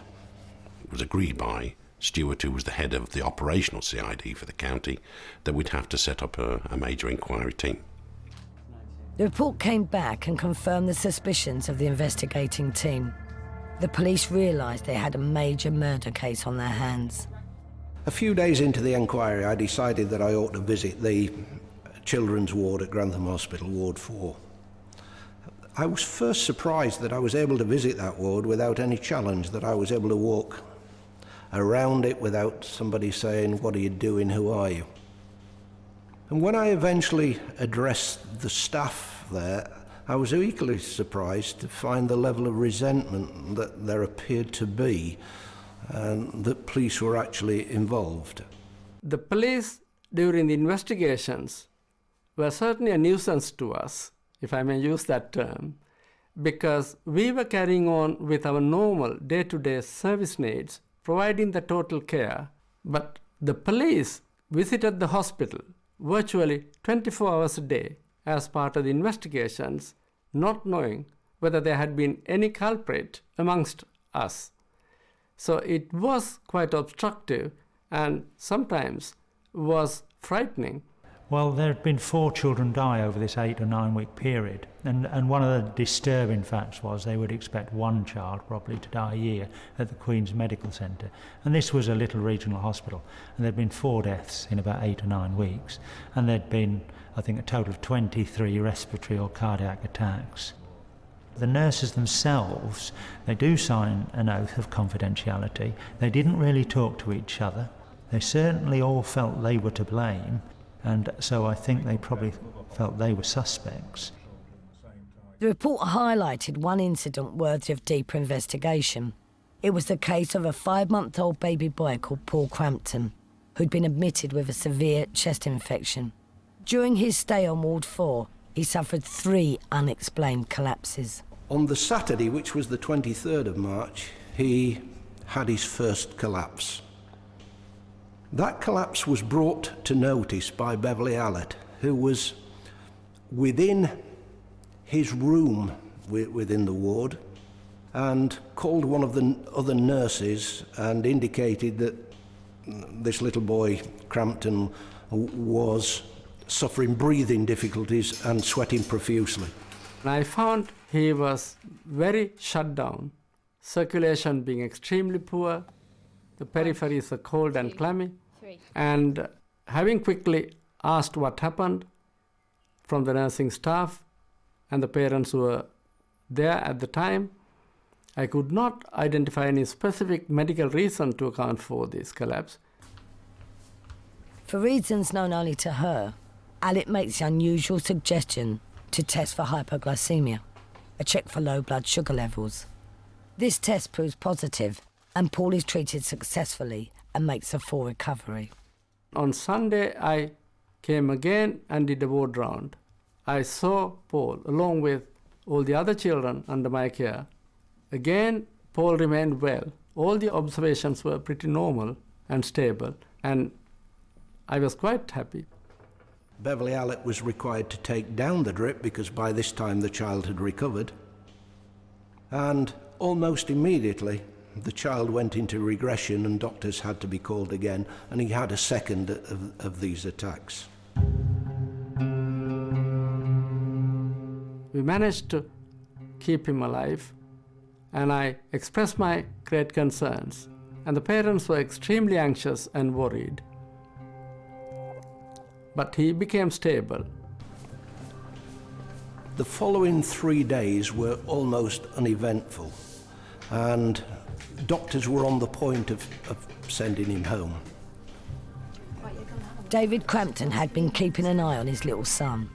When he felt that he was over the worst, he decided to leave the ward for a short break. When he returned, about a half an hour later, he saw his child sweating profusely, having difficulty breathing, and was turning blue.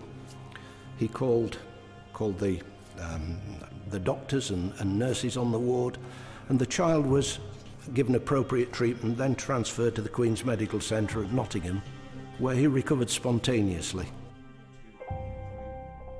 After the third collapse, and prior to his transfer to Queen's Medical Centre for specialist care, a blood sample was taken from Paul to try and clarify the reason for his medical reactions.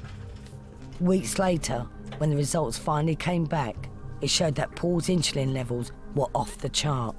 They had a few samples available that we could measure the insulin level in. And when we got the results, at least of some of them, we were stupefied.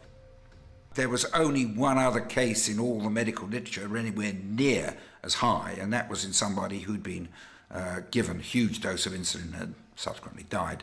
We knew that this was very, very unusual. So from this point on, I think as an inquiry team we were pretty much aware that we had a murderer or a potential murderer on the ward, despite the fact that this child had recovered. 4 babies died in the children's ward. 8 others suffered cardiac or respiratory attacks. A nurse has been on extended leave as a result of police discovered investigation. abnormally high levels of the drug insulin in several children. We first heard about events on Ward 4 shortly after the police had been called in. It was clear there was a lot of police activity going on at the hospital, but nobody was saying exactly what was happening. But there was a lot of rumours starting. Clearly, the police were talking to so many people. There was the staff at the hospital, there was the parents concerned, there was other people who were at the hospital on the nights in question. They were knocking on doors. People could see something was going on, but we weren't quite clear what. There are certain aspects of the case that have been investigated already which lead me to believe that some of the incidents at the hospital are suspicious. The most parents whose children, some of them were harmed and some of them died under my care, were very anxious, angry, worried as to what happened. At first, the parents weren't even themselves told exactly what was happening. They knew there was an investigation at the hospital. They didn't realise that there was more than one child being investigated. Rightly so, the police were being very careful. The police themselves weren't exactly sure what they were facing at the time, certainly no motive for any of the killings or the harming that had gone on there. Well, I was shocked, very shocked, and I just felt numb. I just couldn't believe that such a thing could happen. I mean, I put my child in the safest place possible that you can.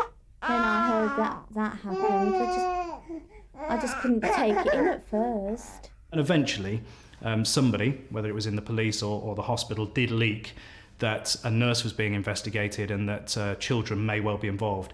And that really then, it just exploded. The police now know they have a serial killer on Ward 4, but they have absolutely no idea who it might be. It could be a member of the medical staff, the public, other hospital workers. It could be almost anyone. In an attempt to narrow down the field of suspects, a surveillance camera is set up at the entrance of Ward 4. I extended the enquiry to cover all of the children that had been referred. There was something like 24 or 25 collapses involving 12 or 13 children.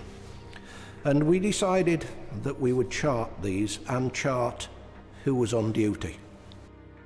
One of the constables was tasked with putting the instance on with the patients down the side and then the nurses along the top. It became apparent during that Miss Allett stood out as being either a person who had tended to the child before an incident occurred or had found the child as the incident happened. We knew then who had done it. There was no doubt in our minds who had committed this crime. She was the only one present. She was the only one with the opportunity. 3 weeks into the enquiry, on the 21st of May, I decided that I would have her arrested. And when we searched her house, we'd actually found the ward allocation book, which is the little book that identifies which child is being specialed on which ward and which nurse is present, and that was in her wardrobe. And there was, particularly with Paul Crampton, there was pages that had been removed and obviously taken out by her. I think the media in Lincolnshire had never seen anything like it. You know, very rarely does this kind of thing, thank goodness, happen. But suddenly, you know, one day it's very quiet, Grantham, a nice little rural market town. The next day, you had dozens of reporters, you had long lens cameras, you had satellite trucks, you had the TV crews, radio reporters, obviously the newspaper guys, all there. And they would speak to anybody who moved. You know, they wanted the story.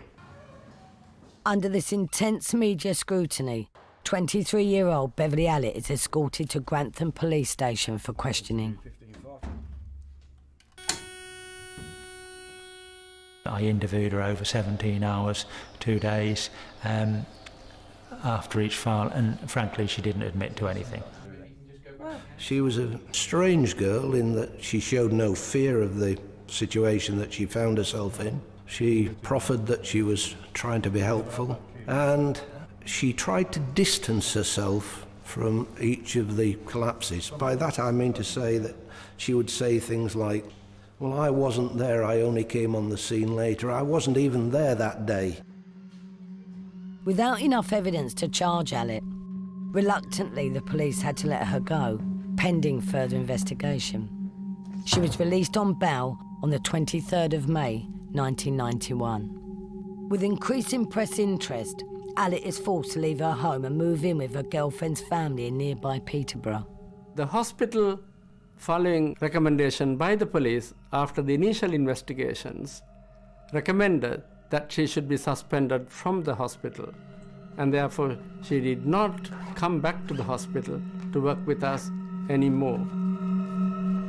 The case of a nurse killing children, there hadn't been any in the UK, so people refused to believe that that was what Allett had done. At the same time, of course, they were trying to come to terms with the accusations that were being made against a friend of theirs, someone who lived in the village. No one would believe, even the parents concerned, that she had done what a lot of people seem to be saying she had done. At this point, and now out on bail, Beverly Allett must think she's got away with murder. She believes she's fooled the police, her colleagues, her friends and her family, and even the families of the children involved in the investigation. Especially Mr. and Mrs. Phillips, parents to twin girls, Becky and Katie. They had already lost one child, Becky, who was only 2 months old. But Allett's powers of manipulation, levels of deceit were such that they made a godmother to their remaining child, Katie. The Phillips, so wholly convinced by Allett's caring nurse act, even go so far as to hire a private detective to try and prove her innocence. With insufficient evidence to charge her, Beverly Allitt was eventually released on police bail on the 23rd of May 1991. Back in her community, Allitt appears unfazed by this turn of events and insists she's innocent of the crimes laid against her. But behind this facade was an opportunistic, devious and self-obsessed individual who preyed upon people's fragile emotions. The way she went about providing herself with the opportunity was to cultivate close friendships with the parents and to provide herself with an opportunity by sending the parents down to the canteen for a coffee while she looked after their child. And in fact, looking back on it, many of the parents said to me that they actually really appreciated the friendship because it was lovely that it was a paediatric ward and the nurse came across to them as being very caring. The Phillips allowed Allitt to not only be godmother to one of the twins, but also to babysit, even while that investigation was ongoing. She really did seem to have some hold over the local community. As the investigations continued, it was now becoming clear to the police that Allitt was creating diversions to have sole access to a young and defenceless victims.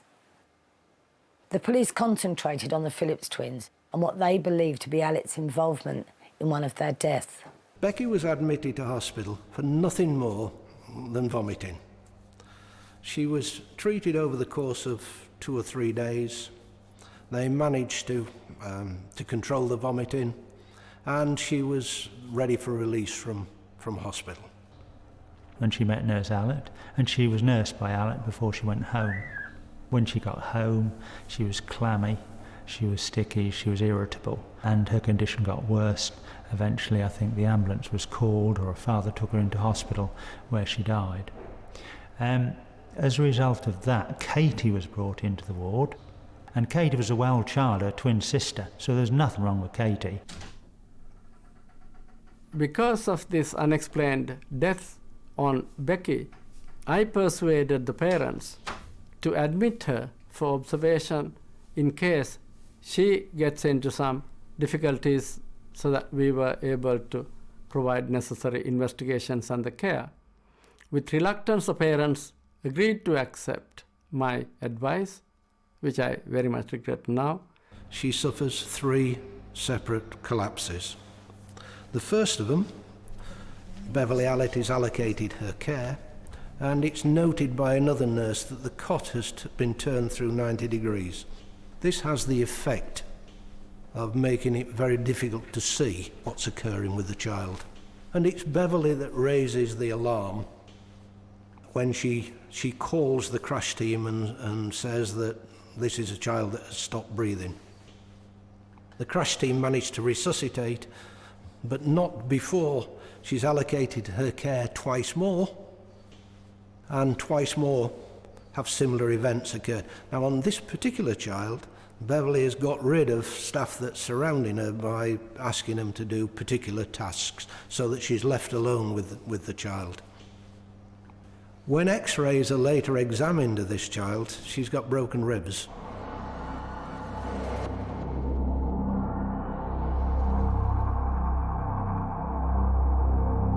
Inevitably, details of the Allitt case were being picked up by the press. There was a lot of pressure on the parents, on Allitt's friends, on staff at the hospital to tell their story. The whole area was covered in journalists trying to speak to anybody, everybody who had any association with Allitt whatsoever, and I think the pressure was increasing more and more. I could see my world falling apart around me and just couldn't do anything about it. I just felt totally hopeless and helpless.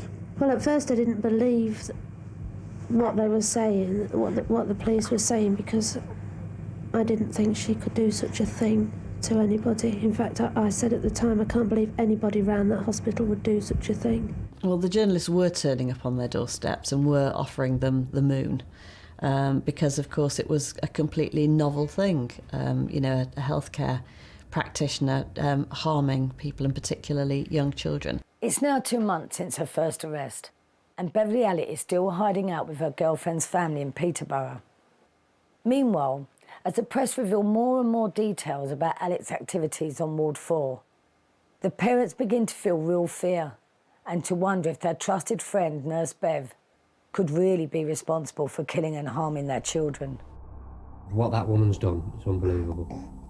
It's too horrific. It really is. There's no feeling of forgiveness? No, never.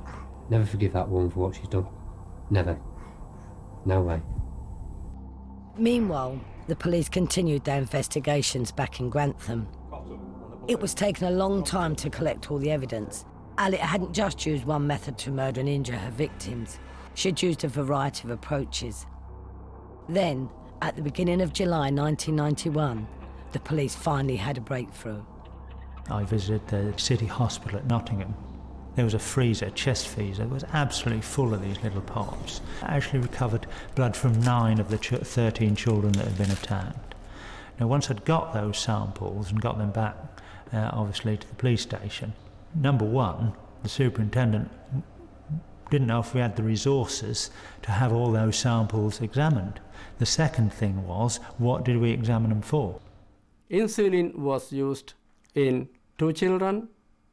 There had been injection of air and possible toxic substances, suffocation. It's only circumstantial evidence. There was no eyewitness account. So it's only having collated all the information over many months that they found that Beverly Allen may have carried out different actions to harm and kill these children. The police investigations now left no doubt that a state-enrolled nurse employed by the NHS at Grantham Hospital was involved in these crimes. On the 26th of July, DS Stuart Clifton was ready to make the arrest of Nurse Beverly Allen. The political implications were huge. The Secretary of State insisted that the Director of Public Prosecutions review the entire Alec case. That rather surprised me, because this was not the type of offence that I would have expected that he'd asked for a file. But I think that there were many political elements that were working at this particular time. And the party of the day being able to prepare for the backlash that may have come as a result of it. During the ensuing delay of 3 months, while the Director of Public Prosecutions examined the files, the parents were getting increasingly frustrated by the lack of progress. They decided to take matters in their own hands and called a press conference on the 10th of October, 1991. I speak for everybody when I say this, that we just all want some kind of decision making, and very quickly, because none of us wants to go through this any longer. I think we've all suffered enough.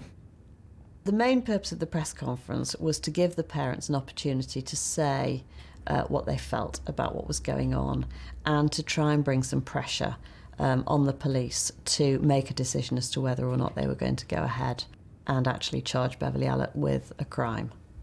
On the 20th of November 1991, 6 months after the start of the murder investigation, the Director of Public Prosecutions was finally satisfied and advised the police to proceed with the arrest of Beverly Allen. She was charged with 15 offences, including 4 counts of murder, 5 counts of attempted murder, and 6 counts of grievous bodily harm. She was a young lady in her early 20s that showed no fear, which really surprised me. She's charged with these offences. She goes into a police cell. She lays her head down and has to be woken the next morning for court. Which I found rather amazing. That, I mean, if I'd have been in that situation, I don't think I'd have slept a wink, but here's a young woman that didn't seem to take in the enormousness of what was happening to her. The fact that Beverly Allen quite simply fell asleep shows basically that she was a manipulative, psychopathic individual, because that is probably the most efficient thing you can do. To sit there agitated, depressed, or worrying about your situation, that would be too human for her. Beverly Allen went on trial at Nottingham Crown Court on the 15th of February 1993.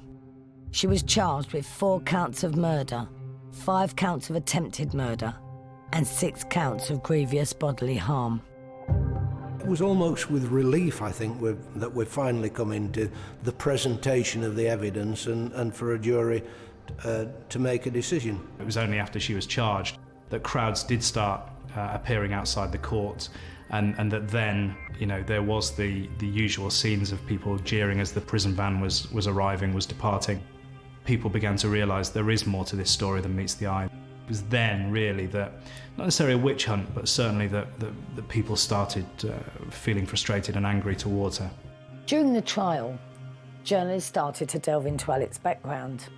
It seemed she regularly feigned illness as a child, constantly seeking a doctor's attention. As a student nurse, she was absent from her training course for over 100 days. It seems that Alet and sickness went hand in hand, and this pattern continued even during her trial. There were huge gaps when she didn't appear, and we were not party, or I was not party to why she didn't appear. But we heard through leaks from the prison service that she was ill, and I've no doubt that this was yet just another one of Beverly Alet's foibles, and she was ill because she wanted to be ill. She would probably try to stay out of the courtroom almost 100% of the time. The fact they actually got her there under those circumstances was probably something of a miracle. And I don't think it was a case of she wanted attention of that type. She wanted positive attention. She wanted to be seen as a victim, a poorly, sickly person who's been wrongly accused in prison. That is the role she wanted to portray, not a guilty person in the dock. As the trial went on, there was little doubt that Alet had committed the crimes. But the evidence presented was purely circumstantial. There were no eyewitnesses, no fingerprints. And as the survivors were so young, they were unable to speak for themselves. The investigating officers started to have concerns.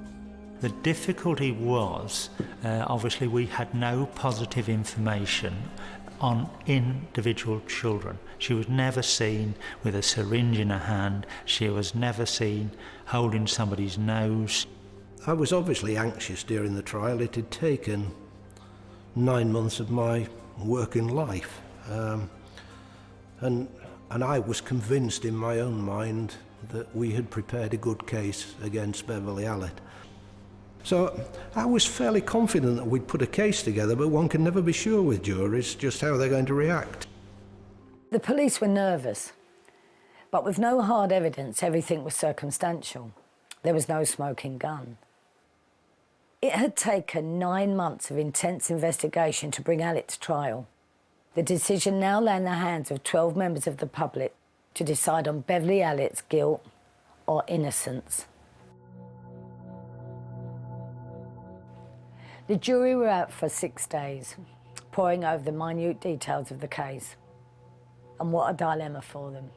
There were no eyewitness accounts, no background information on Alet's past behaviour.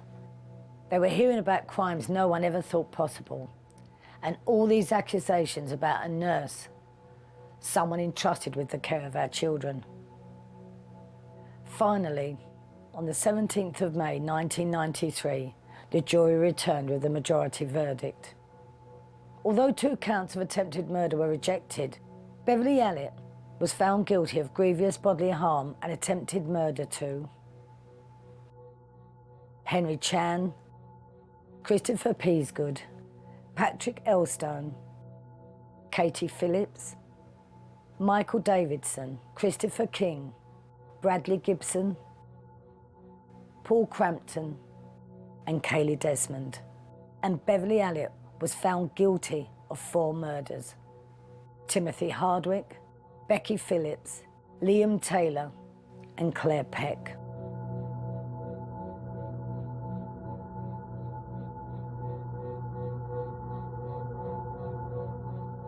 When the jury returned with their first guilty verdicts, I think it's fair to say there was a sense of relief that ran over me.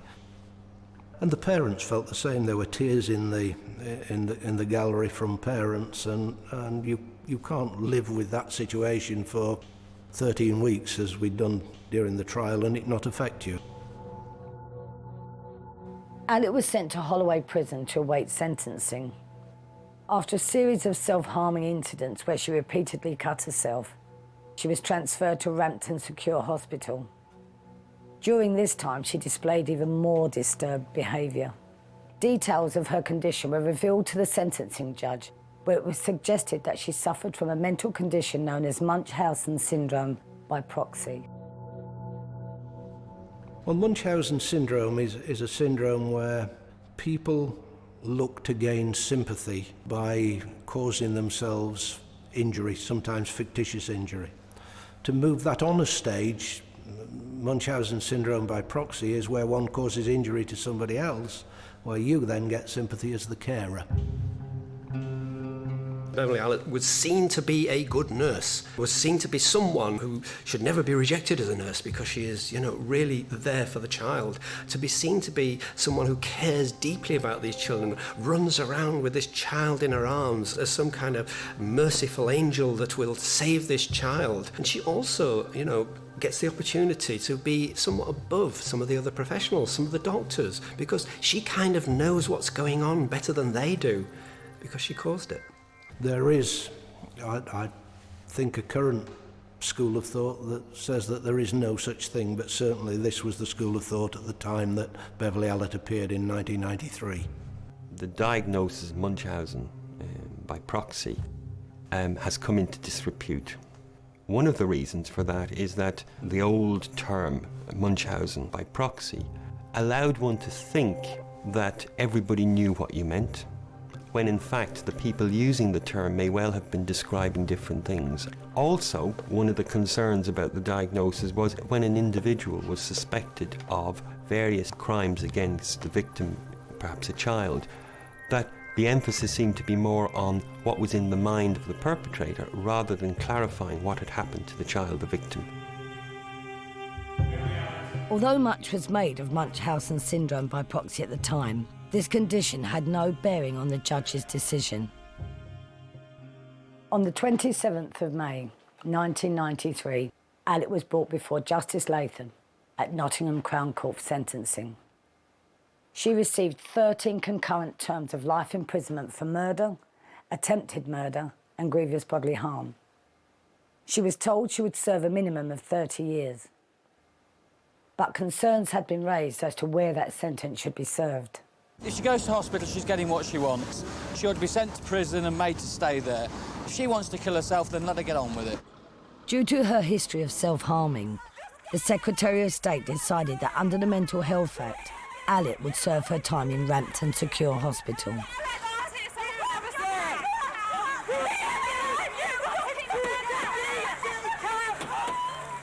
It's strange when you see somebody like Allitt in the environment of a top security hospital. It's not a prison, it is a hospital. She's there to be treated.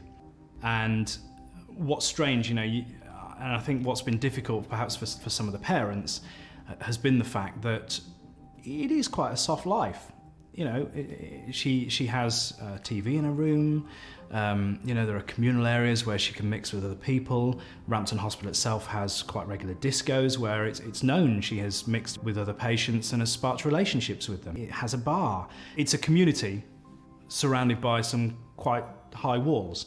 And within that community, it has everything that a village life would need.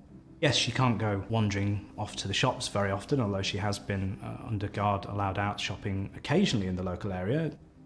She's not in any way being punished for what she did, and I think that is very difficult for the parents to come to terms with. It's not too bad. What's the good thing about it? We're out, got more freedom in it. You like it better than where you were before? Yeah. Why? Because I've got more freedom. I'm not locked up all the time. But when questioned about remorse and motive, there is no response. I don't know, I don't want to talk about it. I'm sorry to say it, but I don't think that rehabilitation is going to be a possibility in her case. I think it's so into her system, the whole psychology, the whole culture of what she's done and so on is so much part of her that she's a disturbed young lady and she'll continue to be a disturbed young lady. It was a sign of those times to try and explain psychotic behaviour by labelling someone with a fancy medical term, almost to excuse their behaviour and then sending them off for rehabilitation. But the fact of the matter is that a murderer is a murderer, serial or otherwise. and no label should detract from the crimes that they have committed. It is, in my judgment, very wrong and misleading for anybody to label Beverly Alert as belonging to either Munchausen syndrome or Munchausen syndrome by proxy, because I believe Beverly Alert was cunning, calculating, deceptive, cold-blooded murderer. In December 2007, Beverly Allitt appealed against her sentence of 30 years. The judge, however, said he found an element of sadism in her conduct and her offending. He also said Allitt's crimes had condemned the families of the dead and injured children to a life sentence from which there is no remission and no release on licence. Her appeal was denied and a minimum tariff was fixed at 30 years. If the day ever comes round where some high judge decides that she's going to be released, then we'll be behind everybody else, all the other parents, and saying that we will not allow that to happen. If she ever got out, we would be waiting for her. Even if we was old with sticks, we'd be waiting for her.